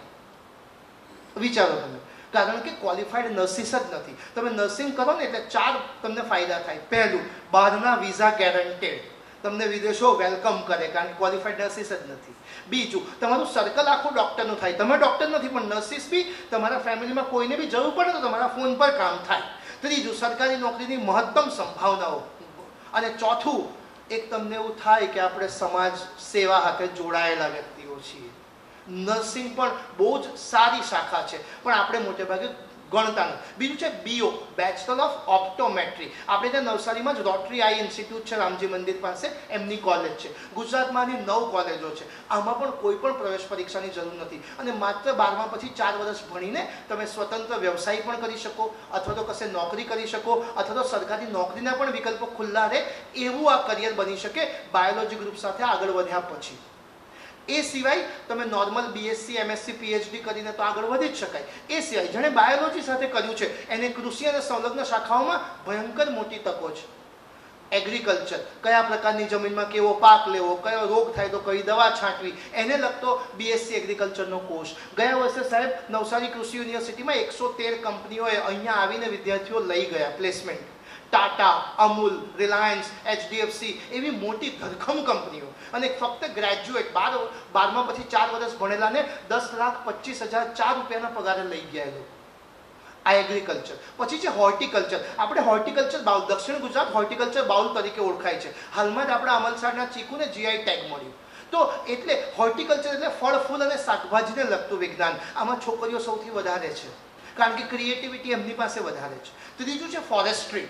રાજ્યમાં એકમાત્ર કોલેજ છે નવસારી ખાતે. તમને જંગલ ખાતાની જોબમાં ને એમાં રસ પડતો હોય તો. ચોથું છે ફિશરીઝ સાયન્સ. ઘણા મને આવું કેવું ને તો અકળાય, સાહેબ અમે એમ કે પ્યોર વેજીટેરિયન છીએ, જ્યાં ઈંડા વેચાતા હોય ને ત્યાંથી તો ખાઈએ હો નહીં એમ કહે ને આવું માછલા ખાવાનું. અરે આમાં ખાતા નહીં શીખવે, સંવર્ધન કરતા શીખવે. ફિશરીઝ બ્લુ રિવોલ્યુશન છે, એમાં જેટલા પૈસા છે ને તેટલા કશે નથી.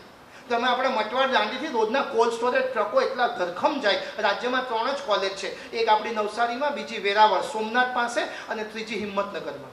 ફિશરીઝ પણ બહુ સારો કોર્સ છે. ત્યાર પછી છે ડેરી ટેકનોલોજી. દૂધ અને દૂધાળા પશુઓનો દેશ, અમૂલ બ્રાન્ડ આપણી વિશ્વવિખ્યાત, NDDB, એ બધામાં આપણે ફૂડ ડેરી ટેકનોલોજીના અભ્યાસક્રમો પણ આણંદ, મહેસાણા, અમરેલી ખાતે બહુ જ સર્વશ્રેષ્ઠ ચાલી રહ્યા છે. પછી છે ફૂડ ટેકનોલોજી અને ફૂડ પ્રોસેસિંગ. હવે ઘણાને ટેકનોલોજી અને પ્રોસેસિંગ વચ્ચેનો ફેર ખબર નથી પડતી. ફૂડ ટેકનોલોજી એટલે ફૂડ આઇટમ બનાવતી કંપનીઓમાં વપરાતી મશીનરીને લગતું એન્જિનિયરિંગ. અને ફૂડ પ્રોસેસિંગ એટલે લેઝની જે વેફર આવે ને એની 26 ફ્લેવર છે. એમાં એક ફ્લેવર છે પાણીપુરી ફ્લેવર. કેવી રીતે બનાવતા હશે? વેફર તળી કાઢે પછી પાણીપુરી વાળાને તાપી આવતા હશે, પાણીપુરીમાં બોળીને રાખજે કાલે લઈ જાઉં. ના, એની પાછળનું વિજ્ઞાન છે. એટલે એ છે પ્રોસેસિંગ. ફૂડ ટેકનોલોજી અને ફૂડ પ્રોસેસિંગના પણ અભ્યાસક્રમો બહુ જ સારા છે. એ સિવાય એક બહુ વિશિષ્ટ અભ્યાસક્રમ છે એગ્રીકલ્ચરલ ઇન્ફોર્મેશન ટેકનોલોજી, AIT. રાજ્યમાં એક જ કોલેજ છે આણંદ ખાતે. શું છે આ? થોડો છાંટા પડે ને એટલે બીજા દાડે પેપરમાં આવી જાય, કેરીના પાકને 30% નુકસાન, કેસરના ભાવ ઊંચા જશે.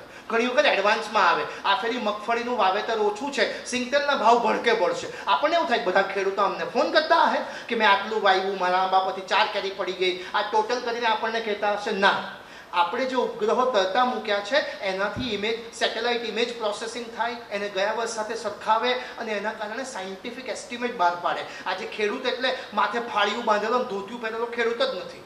આજે ખેડૂતો હાઈટેક થઈ ગયા. એ મોબાઈલ પર વેધર ફોરકાસ્ટિંગ ડેટા મેળવે. મહિન્દ્રાનું ડ્રાઈવરલેસ ટ્રેક્ટર તમે જોયું હશે. ખેડૂત તો મોબાઈલ પર વેબ સિરીઝ જોઈ ને અહીંયાથી કમાન્ડ આપે, ટ્રેક્ટર જાતે ખેતર ખેડી રાખે, ડ્રાઈવરની જરૂર નથી.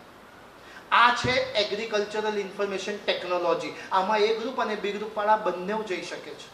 એ સિવાય રિન્યુએબલ એનર્જી અને એન્વાયરમેન્ટ એન્જિનિયરિંગનો સંલગ્ન અભ્યાસક્રમ છે. આજે જેટલા કંઈ ઉર્જા સ્ત્રોતો છે ને એ કાળક્રમે નાશ પામશે, પણ રિન્યુએબલ એનર્જી એટલે તમે જુઓ પ્રધાનમંત્રી પણ સોલર યોજનામાં કેટલી બધી સૂર્યઘર યોજનામાં સબસિડી આપીને આપણે પ્રોત્સાહિત કરે છે.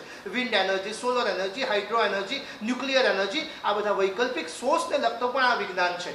એનો અભ્યાસક્રમ પણ બહુ જ સરસ અભ્યાસક્રમ છે અને એમાં પણ આપણી કારકિર્દી બનાવી શકાય છે. બાયોલોજી વાળા પણ આપણે ત્યાં 2 જ પરીક્ષાની વાત કરીએ, ગુજકેટ અને નીટ. અને જેને ડૉક્ટર નથી બનવું એ તો નીટ આપે જ નહીં. એટલે માર્ચના 9 એ 40 પરીક્ષા આપી શકે છે. ધોરણ 12 પછી તમે સીધા NDA નેશનલ ડિફેન્સ એકેડમી અને આપણી નેવલ એકેડમીમાં પણ જઈ શકો છો. આર્મી અને નેવલ વિંગમાં પણ જઈ શકો છો. એની પણ પરીક્ષાઓ થતી હોય છે. એટલે 40 પરીક્ષાઓ બાયોલોજી વાળો પણ આપી શકે. પણ જાણકારીના અભાવે ઘણી વખત આપણે 6 મહિના નવરા બેસી રહીએ બોર્ડ પછી અને આપણે આ પરીક્ષાઓ ન આપીને આપણા મોટાભાગના દ્વાર બંધ કરી દઈએ છીએ. એવું ન થાય એની પણ કાળજી લેવી. હવે વાત કરીએ કે ભાઈ સાયન્સ જ શું કરવા, કોમર્સ લીધું તો શું કરી શકાય. પહેલી વાત એ સમજી લો કે જેણે સાયન્સ લીધું હશે ને એ જ્યારે મન થશે ત્યારે સાયન્સમાંથી કોમર્સમાં આવી શકશે અથવા તો આર્ટ્સમાં પણ જઈ શકશે. પણ રિવર્સ શક્ય નથી. કોમર્સવાળા પણ ઘણા સાયન્સના અભ્યાસક્રમો 12મા પછી સીધા જઈ શકે છે. કોમર્સ કર્યું હોય તો પણ તમે સીધું MSc ITમાં એડમિશન મેળવી શકો છો. બીજું, આજે ઇન્ટિગ્રેટેડ અભ્યાસક્રમનો પણ જમાનો છે. 12મા પછી ગ્રેજ્યુએશન ન કરવું, સીધું પોસ્ટ ગ્રેજ્યુએશનમાં એડમિશન મેળવી લેવું. 5 વર્ષનો ઇન્ટિગ્રેટેડ અભ્યાસક્રમ. એના 3 એડવાન્ટેજ છે. પહેલો કે તમારે ગ્રેજ્યુએશન પછી પ્રવેશ પરીક્ષા નહીં આપવી પડે પોસ્ટ ગ્રેજ્યુએટ માટે. બીજું, તમને એક જ કોલેજમાં એક જ વાતાવરણમાં 5 સીધા વર્ષો મળશે. અને ત્રીજું કે you can makeup your mind કે 12મા પછી સીધું મારે આ જ લાઇનમાં અનુસ્નાતકની ડિગ્રી મને મળવાની છે. આવા પણ ઘણા બધા અભ્યાસક્રમ છે. આપણે ત્યાં ગુજરાતમાં ફોરેન્સિક સાયન્સ યુનિવર્સિટી છે. એની નેશનલ ફોરેન્સિક એપ્ટિટ્યૂડ ટેસ્ટ પણ 100 જ માર્ક્સની થાય છે. આપણામાંના મોટાભાગના વિદ્યાર્થીઓ ફોરેન્સિક સાયન્સના અભ્યાસક્રમ પ્રત્યે એટલી ઉત્સુકતા બતાવતા નથી, જ્યારે એ અભ્યાસક્રમો પણ એટલા જ સુભગ અને એટલા જ ઉજ્જવળ કારકિર્દી તરફ લઈ જતા અભ્યાસક્રમો છે. ત્યાર પછી વાત કરીએ કોમર્સ જેણે લીધું છે તો આપણે એવું માનીએ કે ભાઈ બીકોમ કરશે. આજે નોર્મલ બીકોમ કોઈ કરતું જ નથી.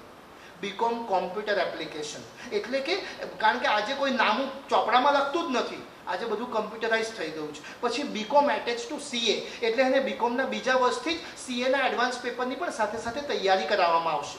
ત્યાર પછી BBA bachelor of business administration કરીને MBA તરફ આગળ વધી શકે છે. BCA bachelor of computer application, BHTM bachelor of hospitality and tourism management. તમે જુઓ આજે આપણે બહાર ફરવા જવાનું કે બહાર ખાવાનું બંધ જ નથી થતું. આ એવી ઇન્ડસ્ટ્રી છે જેમાં મંદી આવવાની જ નથી. પહેલગામમાં બહુ દુઃખદ આતંકવાદી હમલા પછી પણ 3જા જ દિવસે સહેલાણીઓ પહોંચી ગયા છે. આપણે પાકિસ્તાનને એવું બતાવીએ છીએ કે ભાઈ અમારો જુસ્સો ને જુનૂન તમે તોડી નથી શકવાના. આ સહેલાણીઓ પહોંચી ગયા છે. એટલે હોસ્પિટાલિટી એન્ડ ટુરિઝમ મેનેજમેન્ટમાં પણ અઢળક તકો છે. બીજું, તમારે ગ્રામ્ય જીવનની સંસ્કૃતિ સાથે ગાંધીયન ફિલોસોફી પર કંઈક કામ કરવું હોય તો BRS બેચલર ઓફ રૂરલ સ્ટડીઝનો પણ અભ્યાસક્રમ છે. મોટી મોટી કોર્પોરેટ કંપનીઓના એડવાઇઝર બોર્ડમાં તમારે કામ કરવું હોય, બેંકના PRO તરીકે કામ કરવું હોય, NGO સેક્ટરમાં કામ કરવું હોય તો MSW અને BSW master of social welfare અને બેચલર ઓફ સોશિયલ વેલફેરના પણ અભ્યાસક્રમો છે. ત્યાર પછી મીડિયા અને જર્નાલિઝમનો જમાનો છે. Bachelor of mass media, bachelor of જર્નાલિઝમમાં પણ તમે આગળ કરિયર વધારી શકો છો. એટલે બીજું જે ગોલ્ડન ઓપ્શન છે જેમાં સાયન્સ કોમર્સ આર્ટ્સ ત્રણેય જઈ શકે છે. CA chartered accountant, CS company secretary, CMA cost and management accounts, then CPA chartered professional analyst, then CFA certified financial analyst. આ 5 અભ્યાસક્રમો પણ એવા છે જેના માટે કોઈ કોલેજ જવાની જરૂર નથી. આ તમે પત્ર વ્યવહારના માધ્યમથી ઘર બેઠા કરી શકો છો. પણ એનું પરિણામ ઘણું ઓછું આવતું હોય છે. એટલે આની સાથે સાથે તમારે કોઈ ડિગ્રી તો જોઈન કરી જ રાખવી પડે કે જેથી તમારી પાસે ગ્રેજ્યુએશન પોસ્ટ ગ્રેજ્યુએશન હોય આ સાઈડ બાય સાઈડ તમે આગળ પરસ્યુ કરી શકો. જેણે આર્ટ્સ લીધું એણે પણ ક્યાં હારવાની જરૂર છે. આર્ટ્સવાળો પણ MSc ITમાં એડમિશન મેળવી શકે છે 12મા પછી સીધું. એની સીટો રિઝર્વડ છે આર્ટ્સવાળાની પણ MSc ITમાં, જોને કમ્પ્યુટર્સમાં રસ પડતો હોય તો.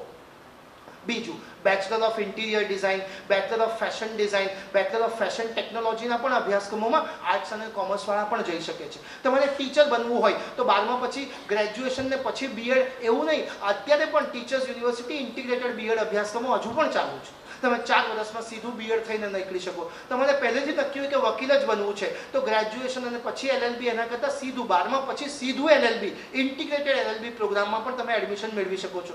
બીજું, આપણે ત્યાં જેણે કોમર્સ લીધું હોય ને એવું માનીને ચાલે છે કે મારે કોઈ સ્પર્ધાત્મક પરીક્ષાઓ આપવાની નથી 12મા પછી, કોમર્સવાળાને પણ 14 પરીક્ષાઓ આવે છે. પણ હું તમને આમ લેખિતમાં ગેરંટી આપું, એક પણ સ્કૂલ જો કોમર્સ આર્ટ્સવાળાને એવું કહેતી હોય કે તમારે બોર્ડ સાથે આ પરીક્ષાઓ પણ આપવી પડશે, એવી એક પણ સ્કૂલ તમને નહીં મળે. કારણ કે એમનો ફોકસ પ્યોર સાયન્સ બેઝ છે. કારણ કે કોઈને વકીલ બનાવ્યો તો પોસ્ટર નહીં છાપી શકાશે, બેનર નહીં છાપી શકાશે કે અમારાથી આ વકીલ બની ગયો. લોકો કે આ વકીલ તો કોઈ હો બને.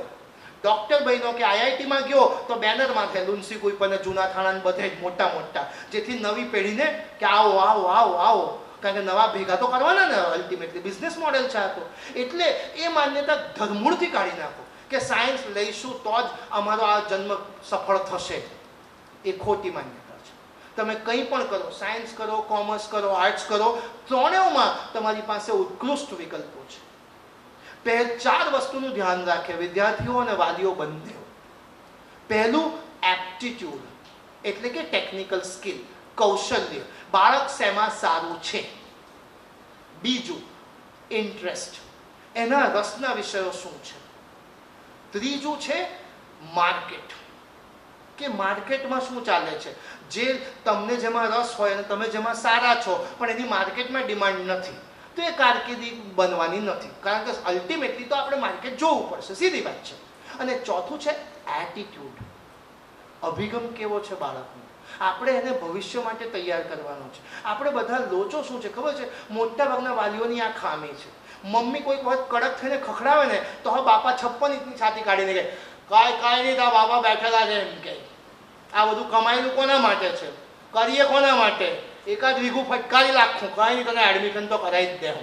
આવું કરીને તમે ઘોર ખોદી રહેલા છો ભવિષ્યની પેઢીની. એને મગજમાં તમે ભેરવી દીધું કે તારે કંઈ ચિંતા કરવાની નથી, તારે બાપાના પૈસા તાગડ દિનના જ કરવાના છે.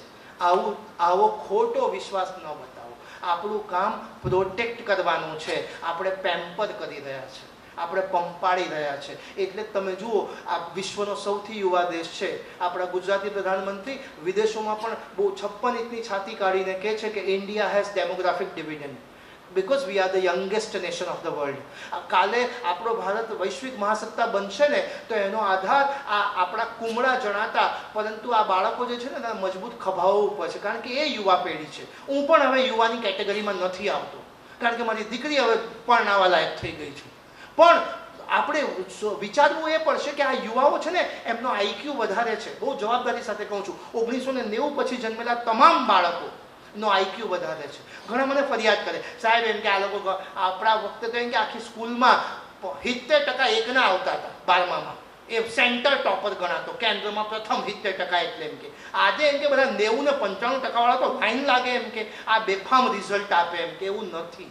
1990 પછી જન્મેલા તમામ બાળકોનો આઈક્યુ વધારે છે પણ એમનો ઈક્યુ બહુ જ ઓછો છે. ભાવનાત્મક આંક બહુ જ ઓછો છે.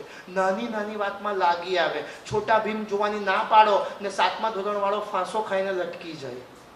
ન કરવાનું કરે. આપણું રિઝલ્ટ આવવાનું હતું 10મા 12માનું, ત્યારે બાપા ઘેરથી કહેતા જો સારું નહીં આવે ને તો મોઢું નહીં બતાવતો ને ફળિયામાંથી મારવા લેતા આપણને, તો આપણે ઘરે જ રહેતા.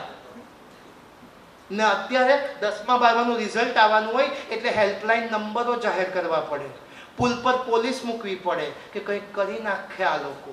કુમળા મનના છે. ફેસબુકને એના તમારા સોશિયલ મીડિયા પર એકાદ લાઈક નહીં આવે ને તો અમને લાગી આવે કે જિંદગીમાં હવે જીવવા જેવી છે જ નહીં એમ કે. આ લાઈકના માણસો છે, વટના કટકા છે પાછા. તમે ઊંચા અવાજે કંઈક કહી દો ને આમને હું ખોટું લાગી જાય તેનું નક્કી જ નથી.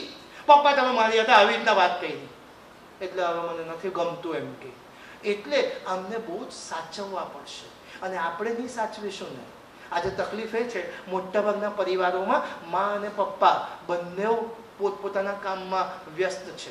સારી બાબત છે કે બંને વર્કિંગ પ્રોફેશનલ્સ હોય, બંનેની પોતાની કારકિર્દી હોય, પણ એ ભૂલાય નહીં કે જેને આપણે આ પૃથ્વી પર લાવ્યા છે ને એની જવાબદારી છે આપણી. એને બીજાના ભરોસે મૂકીશું ને તો તકલીફ મોટી ઊભી કરી રહ્યા છે આપણે. જેટલું કમાઈશું, જેટલું ભેગું કરીશું એ બધું જ જતું રહેશે. એટલે એને ઈક્યુ આપવાની જવાબદારી આપણી છે. એટલે તમે જુઓ વિશ્વના સૌથી યુવા દેશમાં આપણે ભારત નંબર 1. બીજી એક વાતમાં પણ છે જે દુઃખદ છે, આપણે ત્યાં 14 થી 29 વર્ષ એટલે કે જે યુવા કેટેગરીમાં આવતા હોય તેમાં આત્મહત્યાનું પ્રમાણ સૌથી વધારે છે આપણે ત્યાં. એ યુવાઓ જે ભારતનો મજબૂત આધારસ્તંભ છે એમણે આત્મહત્યા કરવી પડે એ એટલા માટે કારણ કે સાથ સહકાર નથી મળી રહેતો ને. આજે એકલવાયાનું લોનલીનેસ બધા ફીલ કરે છે. ફેસબુક પર ને બધા સોશિયલ મીડિયા પર તમને લાખો લોકો ઓળખતા હોય ને સમાજમાં કે આવા મેળાવડા જરૂરી છે કે જેથી સમાજ એકબીજાના તાંતણે બંધાય, ઓળખે એકબીજાને, એમને ખબર પડે કે હું કશે અટવાઈ જાઉં ને તો છે બધા પાછળ મારી. એ આપવાનું કામ. આઈક્યુ ઈક્યુ, ત્રીજું છે એસક્યુ, સ્પિરિચ્યુઅલ કોશન. ગઈ સંજયભાઈ બહુ પહેલાં અમે ટેલિફોનિક વાતથી કન્ફર્મ થયેલું કે આજે આવવાનું છે. બાકી પરશુરામ જયંતિની 29મીની રજા છે, 28મી મૂકો ને તો સરકારી કર્મચારી, શનિવાર બી અમારે તો રજા હતી એટલે 4 રજા ભેગી થાય ને અમે વતન ગયેલા. ડાકોર ગઈકાલે રણછોડરાયના મંદિરે અમારા પરિવારનો રાજભોગ હતો, અમારે ધજા ચડાવવાની હતી એટલે અમે ત્યાં તો બધા પરિવારનું બહુ પ્રેશર, રહી જ જાઓ હવે આવેલા એમ કે 4 દાડાની રજા ભેગી થાય એવી જ છે. બધાને બહુ જ ખોટું લાગ્યું પણ મેં કીધું અહીંયા જે કામે આવ્યા છે ને એના કરતાં વધારે મહત્વનું કામ મને કાલે સોંપાયેલું છે અને ના પાડી શકાય એવું નથી કારણ કે એક ભાવિ પેઢીનું સર્જન કરી શકાય. મારા 2 શબ્દોથી કોઈકને નવી દિશા મળતી હોય ને તો એ લેખે લાગે ને યાર. એટલે એસક્યુ, સ્પિરિચ્યુઅલ કોશન. આજે મોટા ભાગના છે ને નાસ્તિક થતા જાય છે આપણે નવી પેઢી. એને એવું થાય કે આ ભગવાન કંઈ છે નહીં એમ કે ખબર નહીં કયા વિડીયો જોઈએ લોકો. ઇન્ટરનેટ હાથવગું થઈ ગયું છે પાછું. બધાને આપણે સ્માર્ટફોન અપાવી દીધા સાધન સંપન્ન થયા એટલે આપણો કંટ્રોલ છૂટતો જાય છે ને.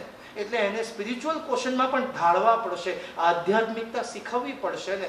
5000 વર્ષોથી વધુની સાંસ્કૃતિક વિરાસત ધરાવતા ભારત દેશમાં આજે નૈતિક મૂલ્યોનું ધોવાણ આપણને ઘણી વખત જોવા મળે. એ ન થવું જોઈએ. અને ચોથું જે સૌથી વધારે મહત્વનું શીખવવાનું છે બાળકોને કારકિર્દીમાં લાંબા રેસના ઘોડા બનાવવા માટે એ છે એક્યુ, એડવર્સિટી કોશન્ટ. શાંત પાણીમાં તો કોઈ પણ નાવ ચલાવશે, પડકારો આવશે ત્યારે શું કરશે? જેનું પુસ્તક તમને ભેટમાં અપાયું છે જૈનાબેન દેસાઈ અને સુમનભાઈના સહિયારા પ્રયાસોથી, એ પુસ્તકમાં જેની વાતો આપણે જાણીએ છીએ એવા યુવા પેઢીના આદર્શ પ્રેરણા સ્ત્રોત સ્વામી વિવેકાનંદ પણ કહીને ગયા કે જે દિવસે તમારી રાહમાં કોઈ અવરોધ ના આવે ને તો નક્કી માનજો તમે ખોટી રાહ પર છો. Ups and downs are part and parcel of your life. કોઈને હાઈવે મળતા નથી સાહેબ, માખણ જેવા રસ્તા મળતા નથી, બનાવવા પડે જાત મહેનત કરીને. એમાં ઉબડ ખાબડ થોડા અપ્સ એન્ડ ડાઉન્સ આવશે ત્યારે ટકી રહો ને, એ તમારી લાયકાત છે. એના માટે પડકારોનો સામનો કરતા આપણે બાળકોને શીખવવું પડશે જેથી જીવનમાં કારકિર્દીમાં કોઈક તબક્કે કંઈક અડચણ આવે ને તો હારીને, થાકીને, રડીને, જિંદગીથી હારી જઈને કોઈક અઘટિત પગલું ન ભરે, એ સમાજમાં વ્યવસ્થિત ઊભો રહી શકે. એના માટે એડવર્સિટી કોશન પણ શીખવવો પડશે એને. એટલે મને એક બીજી નાની વાત યાદ આવે છે. એક નાનકડા ગામમાં સાહેબ એક નાનકડા દીકરાને પપ્પા સર્કસ જોવા લઈ ગયા. તો દીકરો નાનો હોય એટલે પપ્પા બધું સમજાવતા હતા કે લુક એટ ધ લાયન, જંગલનો રાજા કહેવાય એમ કે સિંહ, એક ત્રાળ પાડે તો બધા ધ્રુજી જાય. પણ અહીંયા વ્યવસ્થિત તાલીમ લીધી છે તો કેટલા મસ્ત ખેલ બતાવે છે એમ કે. પછી ગલુડિયા આવ્યા કે look at the puppies, they keep on fighting with each other. ગલીમાં લડે એમ કે પણ તાલીમ લીધી છે તો ખેલ બતાવે. છેલ્લે હાથી આવ્યો તો પપ્પાએ પાછું કીધું હાથી જંગલનું સૌથી શક્તિશાળી પ્રાણી એમ કે ટનબંધી વજન ઉચકે પણ એમ કે મૂડી પ્રાણી. જો એનો ગુસ્સો જાય ને તો બધું ખેદાન મેદાન કરી નાખે, તંબુ તોડી નાખે, બધાને મારી હો નાખે એમ કે. પેલો નાનો બાળક કુતૂહલતા વસ્તુ બધું જોઈ રહ્યો, સાંભળી રહ્યો. સર્કસ પત્યું, બહાર જતા હતા, એણે જોયું કે સર્કસના તંબુની નજીકમાં જ બધા પ્રાણીઓને બાંધેલા. તો એ બધો કુતૂહલતાવશ નજીકથી જોવા ગયો. જેવું જોયું ને આ 21મી સદીનું બાળક એટલે પાછું વળીને પપ્પાને શું કે ખબર, જુઠ્ઠું કીધું ને તમે. તો પપ્પા કે હું કેમ શું થયું? કે તમે શું કહેતા હતા? હાથી જંગલનું સૌથી શક્તિશાળી પ્રાણી, ટનબંધી વજન ઉચકે એમ કે, ખેદાન મેદાન કરી નાખે. તમારો આ મજબૂત હાથી કેટલી પતલી સાંકળથી બંધાયેલો છે, જુઓ છૂટાટલો છે નહીં, હેનો મજબૂત એમ કે. હવે જે પપ્પાએ દીકરાને કહ્યું ને તે આજે નહીં, આપણે જ્યાં સુધી આ પૃથ્વી પરથી વિદાય લઈએ ને ત્યાં સુધી યાદ રાખવા જેવું છે. પપ્પાએ કીધું કે હાથી જે સાંકળથી બંધાયેલો છે ને એ સાંકળથી બંધાયેલો જ નથી. એકચ્યુઅલી સાંકળ તો એના મગજમાં ઘર કરી ગયેલી છે. જ્યારે આ હાથી જન્મેલો, નાનું મદનિયું હતો ને ત્યારથી એને સર્કસમાં લાવેલા, આ જ સાંકળથી બાંધેલો. ત્યારે એને છૂટવા માટે ધમપછાડા પણ કર્યા પણ સાંકળ મજબૂત એટલે ત્યારે છૂટાયું નહીં. થોડા ઘસરકા થઈ ગયા, લોહી નીકળ્યું, પીડા થઈ, ધીમે ધીમે ગ્રંથિ ઘર કરી ગઈ કે સાંકળ મારા કરતાં મજબૂત તૂટે નહીં. આજે તો હાથી મોટો થઈ ગયો, ચાહે તો તંબુ તોડી નાખે, પણ એ સાંકળ તોડવાનો પ્રયત્ન પણ નથી કરતો. આપણે ધ્યાન રાખવું પડશે સમાજ તરીકે, વાલી તરીકે, કે આપણા દીકરા દીકરીઓના મગજમાં આવી કોઈ સાંકળ ઘર ન કરી જાય કે અમે તો ગુજરાતી મીડિયમ વાળા એટલે અમારાથી ઇંગ્લિશ નહીં બોલાય. આ સાંકળ છે. અમે તો ગામડાના એટલે સિટીના લોકો સાથે કેવી રીતે કોમ્પિટિશન થાય. અમે તો ગરીબ ઘરના એટલે અમને આવું બધું હે ને કોચિંગ ને એવું બધું અમારે મેળ નહીં પડે. આ લોકો સાથે કેવી રીતે ફાઇટ કરવાની. અમે તો કોમર્સવાળા એટલે સાયન્સવાળા કરતાં તો થોડા નીચા જ ગણાઈએ ને. હું તો છોકરી એટલે અમારે તો એમ કે પછી છેલ્લે તો ઘરકામ જ કરવાનું છે ને, કરિયરમાં એવું કંઈ બહુ લાંબુ નથી કાઢવાનું. આ બધી ગ્રંથિઓ છે. આપણે જાણે અજાણે આપણા દીકરા દીકરીના મગજમાં જો આવી ગ્રંથિઓ ઘર કરાવી દઈશું ને તો આપણે ઘોર પાપ કરીશું. આપણે એ હાથી છે ભવિષ્યના, એ હનુમાન છે, એને પોતાની શક્તિનો ખ્યાલ કરાવવાનું કામ આપણું છે. મને આજે બહુ વિશેષ આનંદ છે કે જે હનુમાન જેવી પ્રતિભાઓને આપણે અહીંયાથી સન્માનિત કરવાના છે ને, એમના માટે જેમણે જામવંત તરીકે કામ કર્યું છે, જેમણે એમને એમની શક્તિનો અહેસાસ કરાવ્યા છે, એમના માતા પિતા પણ અહીંયા ઉપસ્થિત છે. હું તો એવો આગ્રહ રાખું હંમેશા કે આવા ફંક્શનમાં વિદ્યાર્થીને બોલાવો ને ત્યારે તેના મમ્મી પપ્પાને બી બોલાવો, કારણ કે સન્માનના અધિકારી તો એ લોકો પણ છે. એમણે એવું વાતાવરણ આપ્યું ને, આ હનુમાનોને એમણે એમની શક્તિનો પરિચય કરાવ્યો ને. એટલે મા બાપે ધ્યાન રાખવું પડશે કે જાણે અજાણે ઘણી વખત આપ ગુસ્સામાં હોય, ઘણા આર્થિક સામાજિક સંજોગો એવા હોય કે અકળાઈ જવાય, પણ એ અકળામણ, એ ગુસ્સો એ દીકરા દીકરી પર ન નીકળે, એવું જોરમાં કંઈ એવું ન કહેવાય જાય જેના મગજમાં ઊંડે સુધી ઘર કરી જાય. बिकॉज वाकिफ कहाँ है आप खुद भी इनकी असली उड़ान से.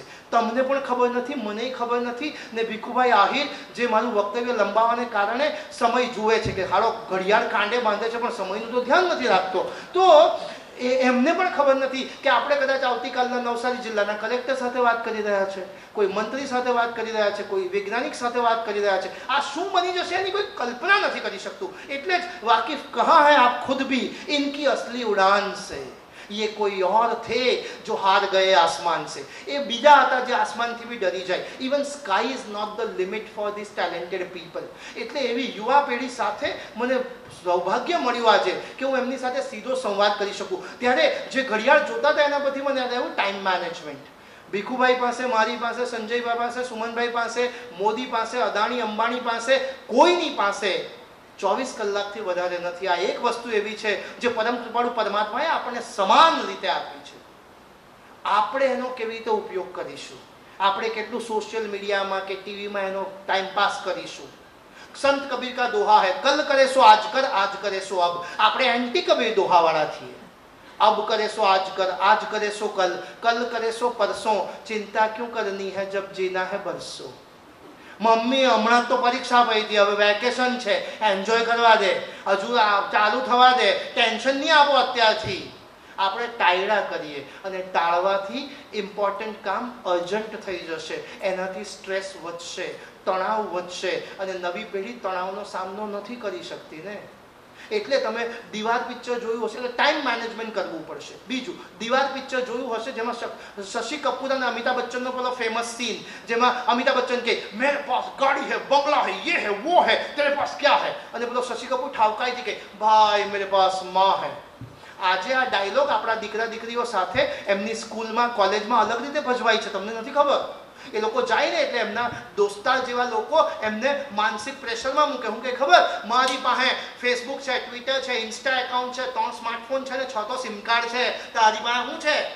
જો આપણો દીકરો શિક્ષણ સાથે સંસ્કારનું ભાથું મેળવ્યું હશે, એનો ઇક્યુ મજબૂત હશે, એને ખબર હશે કે મને પરિવારમાંથી સાથ સહકાર છે ને, તો એ જ્યારે એનો દોસ્તાર આવું કહે ને ત્યારે એને ઠાવકાઈથી કહેશે તારી પાસે ફેસબુક, ટ્વિટર, ઇન્સ્ટા એકાઉન્ટ છે, 3 સ્માર્ટફોન ને 6 સિમ કાર્ડ છે, પણ મારી પાસે નક્કી કરેલો ગોલ છે. હું તારી જેવો નવરો નથી કે આ બધામાં પડેલો રહું, કારણ કે આ બધા તમારો ટાઈમ ખાશે ને. તમે આજથી નક્કી કરો કે હું યુટ્યુબના વિડીયો જોઉં 24 કલાક 24/7 365 યુટ્યુબ યુટ્યુબ યુટ્યુબ. ખાઉં પીવું નહીં, આ જ કરું તો હું મરી જઈશ ને ત્યાં સુધી હું યુટ્યુબનું 10% જ કન્ટેન્ટ જોઈ શકીશ. આ રાક્ષસો છે નવા જમાનાના, એટલું બધું આપશે ને તમને, અને અલ્ગોરિધમ સેટ કરેલા હોય. તમે એક વખત જે સર્ચ કરો ને પછી એવું જ બધું આવે, બૂમ બૂમ બૂમ. અને આની સારી બાજુ પણ છે ને, પણ યુવા પેઢી અત્યારે સમજી નથી શકતી કે આમાંથી સારું કેવી રીતે ગ્રહણ કરવું. એટલે ઘણી વખત મા બાપે થોડું શિસ્તનો દંડો ચલાવવો પડશે. મા બાપને એ પણ સલાહ કે એક બાજુ પંપાળો ને ત્યારે કડકાઈ પણ કરજો, પણ કડકાઈ કરો ને ત્યારે બધું કુંભાર જેવું બહારથી થપથપાવે ને માટલું બનાવતી થઈ તો અંદર હાથ રાખે. એટલે એ ધ્યાન રાખજો, નહીં તો આ નવી પેઢી છે પછી એ કંઈ પણ કરી શકે છે. એ લાંબુ વિચારશે નહીં કંઈક અઘટિત પગલું ભરતા ફેરી, પણ એનાથી ડરીને પણ ચાલવાનું નથી. બીજું, રાજ્ય સરકારની અને કેન્દ્ર સરકારની એટલી બધી અઢળક સહાયક યોજનાઓ છે કે આજે ફક્ત આર્થિક સ્થિતિ નબળી હોવાના કારણે કોઈ પાછળ રહી જાય એવું છે જ. એટલે એવી બધી સહાયક યોજનાઓની પણ આપણે સતત જાણકારી મેળવીને એના થકી તમે વિદેશ અભ્યાસ માટે પણ આજે બહુ સરળતાથી રાજ્ય સરકાર અને કેન્દ્ર સરકારની સહાયક યોજનાઓ તમને ઉપલબ્ધ છે.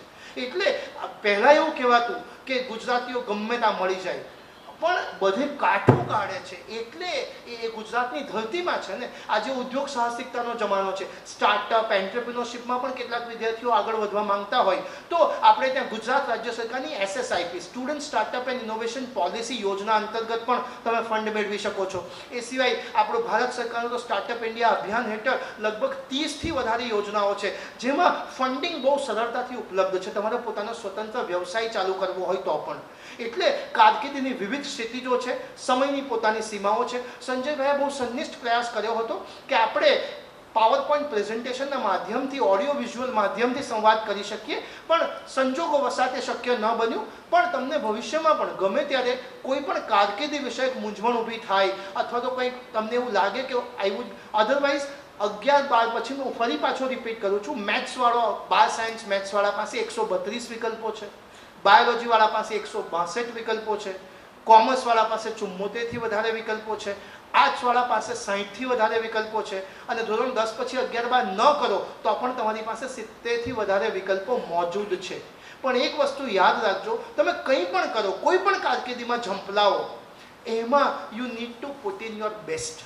તમે એમાં શ્રેષ્ઠ હશો ને. ડાર્વિનનો ઉત્ક્રાંતિવાદ આજે પણ એટલો જ લાયક છે કે પ્રકૃતિ મેં જો શ્રેષ્ઠ હૈ વહી ટિકેગા, સર્વાઈવલ ઓફ ધ ફિટેસ્ટ. અને આજે તો આપણે ડિજિટલ ઇન્ડિયામાં છીએ એટલે survival of the fittest and the fastest. તમારે ઝડપ પણ બતાવવી પડશે. આજે હવે કાચબો જીતી જાય સસલા હાથે રેસમાં એ બહુ મને લાગતું નથી, કારણ કે સસલો હવે હુઈ જાય એવો રહ્યો નથી, કારણ કે સસલો હવે શીખી ગયેલો છે. એટલે સસલો હવે પાડી દે કાચબાને.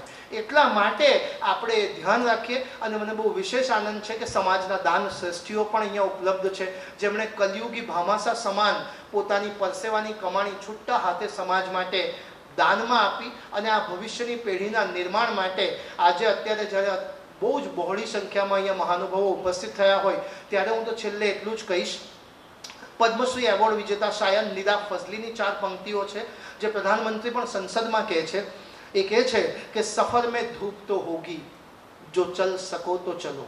આપણને એવું થાય બધા પ્રશ્નો આપણને જ છે, બધાને પ્રશ્નો છે, બધાને જ પોતપોતાના પ્રશ્નો છે. એક જ જગ્યા છે જ્યાં પ્રશ્નો કે પ્રોબ્લેમ નથી, પણ ત્યાં કોઈએ જવું નથી.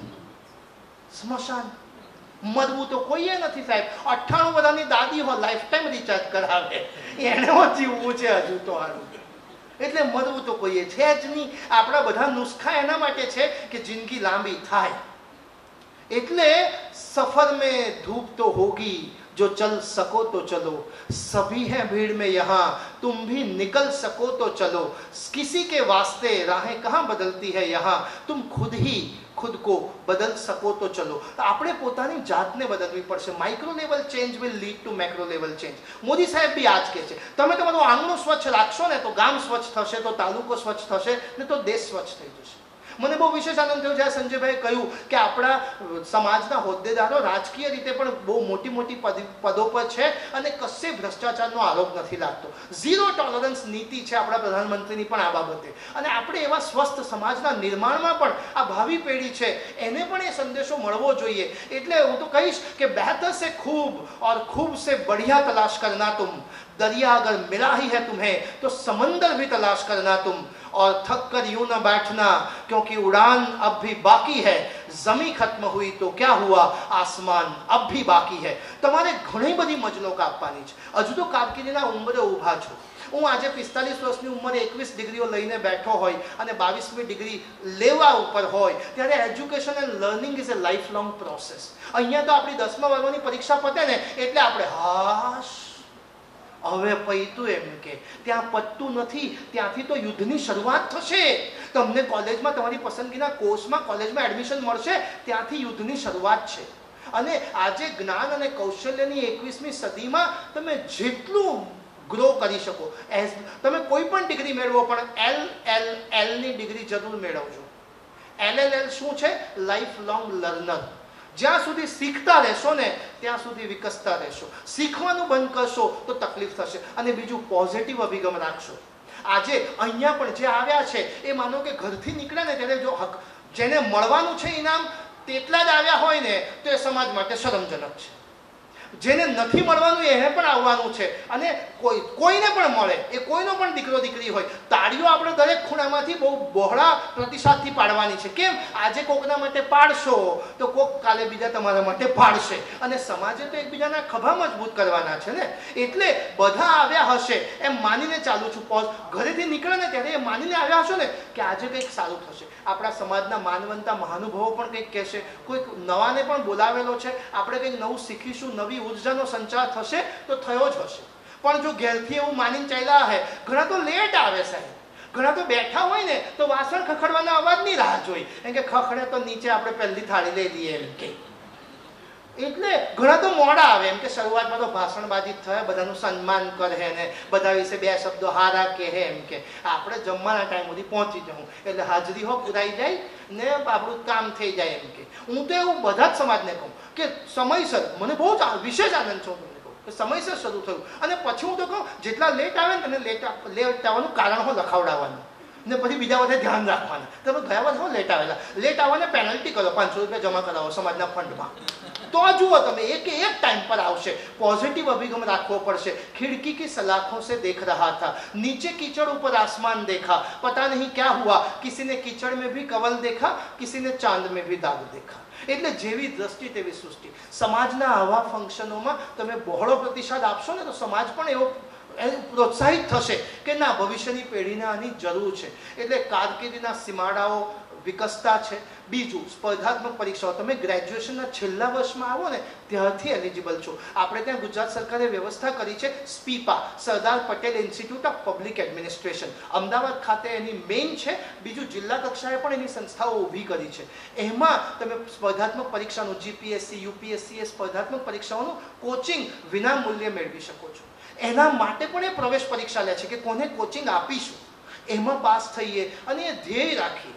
તમે એક વખત GPSC UPSC પરીક્ષાનું કોચિંગ લીધું હોય, સિવિલ સર્વિસીસ એક્ઝામ આપી હોય ને, એટલે ન કરે નારાયણ કે આપણે કલેક્ટર ન થઈએ, IPS ઓફિસર ન થઈએ, તો પછી મામલતદાર કે બેંક અધિકારી તો આરામથી થઈ જ જઈએ, કારણ કે તમે એ લેવલ પર તૈયારી કરી છે. પણ એ વલણ હોવું જોઈએ. બીજા, બિહાર UP ને એ બધે જો ચોથા ધોરણથી એ સરકારી અધિકારી બનવાના સપના જોતા હોય તો આપણે કેમ ન જોઈએ? આપણે ત્યાં સ્પર્ધાત્મક પરીક્ષાનું પણ આપણે વલણ કેળવીએ અને આપણા ધ્યેયો નક્કી કરીએ, ટૂંકા ગાળાના, લાંબા ગાળાના, અને જે ગોલ નક્કી કરીએ એના માટે આપણી વચ્ચે જે જીવિત નથી પણ આપણા દિલો દિમાગ પર હંમેશા જીવિત રહેશે એવા ભૂતપૂર્વ ના કહેવાય અભૂતપૂર્વ રાષ્ટ્રપતિ, મિસાઇલ મેન ઓફ ઇન્ડિયાને એ એમના શબ્દોને યાદ રાખીએ કે સપને वो नहीं होते जो हम सोते हुए देखते हैं, सपने वो होते हैं जो हमें सोने नहीं देते हैं. એટલે best way to fulfil your dream is to wake up. તમારે જે કંઈ સપના, જે કંઈ ધ્યેય નક્કી કરો ને, ફક્ત નક્કી કરવાથી થોડા મળે, બાકી કોને બની નથી જવું કંઈ. યુવાઓની બીજી એક તકલીફ છે, એને મંચ પર બેઠેલા મહાનુભાવો દેખાય, એમની લાંબી ગાડીઓ દેખાશે, એમની લાઈફસ્ટાઈલ દેખાશે ને અભિભૂત થઈ જાય, અમને જલસા છે એમ કે જો વટ છે, આવું છે, તેવું છે. પણ એને યુવાને એ નથી દેખાતું કે આ સિદ્ધિના શિખરે બેઠેલો માણસ એ જે સીડીના પગથિયા ચડી ચડીને રાત દિવસ મહેનત કરીને અહીંયા પહોંચ્યો છે. કોઈ રાતોરાત વિરાટ કોહલી નથી બની જતો. વૈભવ સૂર્યવંશી પહેલી મેચમાં પહેલા બોલે છગ્ગો મારે એનો મતલબ એવો નથી કે આવતીકાલે ઇન્ડિયાની ક્રિકેટ ટીમમાં આવી જશે અને 10-15 વર્ષ સુધી રમી શકશે. એના માટે સતત લાગેલા રહેવું પડે, ખંતથી, મહેનતથી, અને પડકારો આવવાના જ છે. અપ્સ એન્ડ ડાઉન્સ ન આવે. તમે જુઓ, આપણે હાર્ટ સ્પેશિયાલિસ્ટ પાસે જઈએ અને કંઈ કરાવીએ, કાર્ડિયોગ્રામ કે એન્જિયોગ્રાફી એવું કરાવીએ ને પેલી ઊભી આડી રેખાઓ નહીં આવે તો પરવારી જઈએ. એ ઊભી આડી રેખાઓ બતાવે છે કે આપણે જીવતા છીએ. અને સાહેબ હું તો બહુ ચોખ્ખું કહું, ચુનૌતી એટલે કે પડકાર, ચેલેન્જીસ એ ભગવાનની સૌથી સુંદર દીકરી છે. એવા જ વ્યક્તિના હાથમાં આપશે એ દીકરી જેને વિશ્વાસ છે કે આ દીકરીને સારી રીતે સંભાળી શકશે. એટલે जब आपको चुनौती मिले, जब आपको चैलेंजेस मिले तो मान के चलो कि भगवान ने आप पे भरोसा किया है कि you can do it. એટલે તો કીધું છે કે tough time never last, tough people do. સાહેબ હું 12મા પછી પહેલી મારી જે ડિગ્રી હતી ફાર્મસી, એમાં મને કોલેજમાંથી રસ્ટિકેટ કરેલો હતો. હું કોલેજનો કાઢેલો વિદ્યાર્થી છું. ત્યાર પછી એ જ કોલેજે મને પાછો લીધો ફેકલ્ટી તરીકે, કારણ કે હું એ પદ પર પહોંચી ગયો. અને આજે 12 ગોલ્ડ મેડલ, 12 રાજ્ય કક્ષાના એવોર્ડ, 24 નેશનલ એવોર્ડ અને 28 ઇન્ટરનેશનલ એવોર્ડ મેં મેળવી લીધા છે. અને છતાંય કારકિર્દીમાં અગ્રેસર અમે જઈ રહ્યા છે. એક તબક્કે અમે પણ સમાજ પર નિર્ભર હતા. ફર્સ્ટ યર બીએસસીની 400 રૂપિયા ફી સાહેબ પપ્પા નહોતા ભરી શકતા.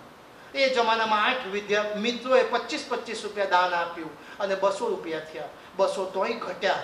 ટ્રસ્ટીએ લખી દીધું ફોર્મ પર, જરૂરિયાતમંદ વિદ્યાર્થી 50% માફી. અને 1995માં ભણ્યા અમે. આજે અમે રાજ્ય સરકારના ક્લાસ 1 અધિકારી તરીકે છેલ્લા 12-13 વર્ષથી પદ પર છીએ. 16 વર્ષની નોકરી બાકી છે. અને આ તક મળે છે કે કોઈક સમાજને આપણે કંઈક આપી શકીએ. આ સમાજને પાછી આપવાની જે તક મળે છે ને, એના બદલ પર આપણે મંચસ્થ તમામ મહાનુભાવો, સંજયભાઈ, આપણા સુમનભાઈ અને જેટલા અહીંયા બહોળી સંખ્યામાં પધાર્યા છે સમાજ શ્રેષ્ઠીઓ, એ બધાને ખૂબ ખૂબ ધન્યવાદ. હું જ્યારે શરૂઆતમાં વક્તવ્ય ચાલુ રાખ્યું ને ત્યારે હું સંજયભાઈ તરફ મેં પોડિયમ પર આવતા જ સંજયભાઈને પહેલું એ પૂછેલું કેટલોક સમય છે મારી પાસે. સંજયભાઈએ કીધું નાના કલાક બેટિંગ કરો તમે. પણ સંજયભાઈને ખબર નહોતી કે મને લાવ્યા પછી હું થોભીશ નહીં ને. હું શરૂઆતમાં સંજયભાઈ બાજુ જોતો બી હતો બોલતા બોલતા. પછી એક વાર મને ખબર પડી ગઈ કે આપણે કલાક ક્રોસ કરી ગયેલા છે, તમે જોવાનું જ બંધ કરી દીધું કે જોઈ, કારણ કે મંચસ્થવાળા મને હીધું કહે નહીં. એ પેલાને ઈશારો કરે, ભાઈ હવે કંઈ અમારે હવે કંઈ જવાનું છે. એટલે હું સંજયભાઈ બાજુ જોઉં જ નહીં. એ તો બિચારા શરમમાં હોય ઈશારો કરે. મંચવાળા કે લાવેલો તું હવે આને બંધ તો કરાવો. પણ મિત્રો મને બહુ આનંદ છે. તમને ખૂબ ખૂબ શુભેચ્છાઓ ભવિષ્યની. અને મોરારી બાપુની છેલ્લી 4 પંક્તિઓ સાથે હું વાણીને વિરામ આપીશ. એ કહે છે કે ખુશી કી ઇસ ચમક કો અપની આંખોं में बनाए रखना. મિત્રો એટલા બધા પડકારો છે ને જિંદગીમાં, કારકિર્દીમાં, કે તમે વિચાર્યા ના હોય. તમે જેના ભરોસે બેઠા હોય, કદાચ એ મા બાપને આપણે કાલે 8મી વિદાય આપવી પડે, પણ છતાંય આપણે ટકી રહેવાનું છે. આ સમાજ આપણી સાથે ઊભો છે. એટલે કહું છું કે આટલા જ હસતા ખીલતા રહેજો. ખુશી કી ઇસ ચમક को अपनी आंखों में बनाए रखना, क्योंकि बहुत दूर तक रात ही रात होगी. मुसाफिर हो तुम भी, मुसाफिर हैं हम भी, किसी और मोड़ पर फिर एक बार मुलाकात होगी. संजयભાઈ અને મંચસ્થ તમામ મહાનુભાવોને ખૂબ ખૂબ આભાર, વંદન સાથે. Thank you so much.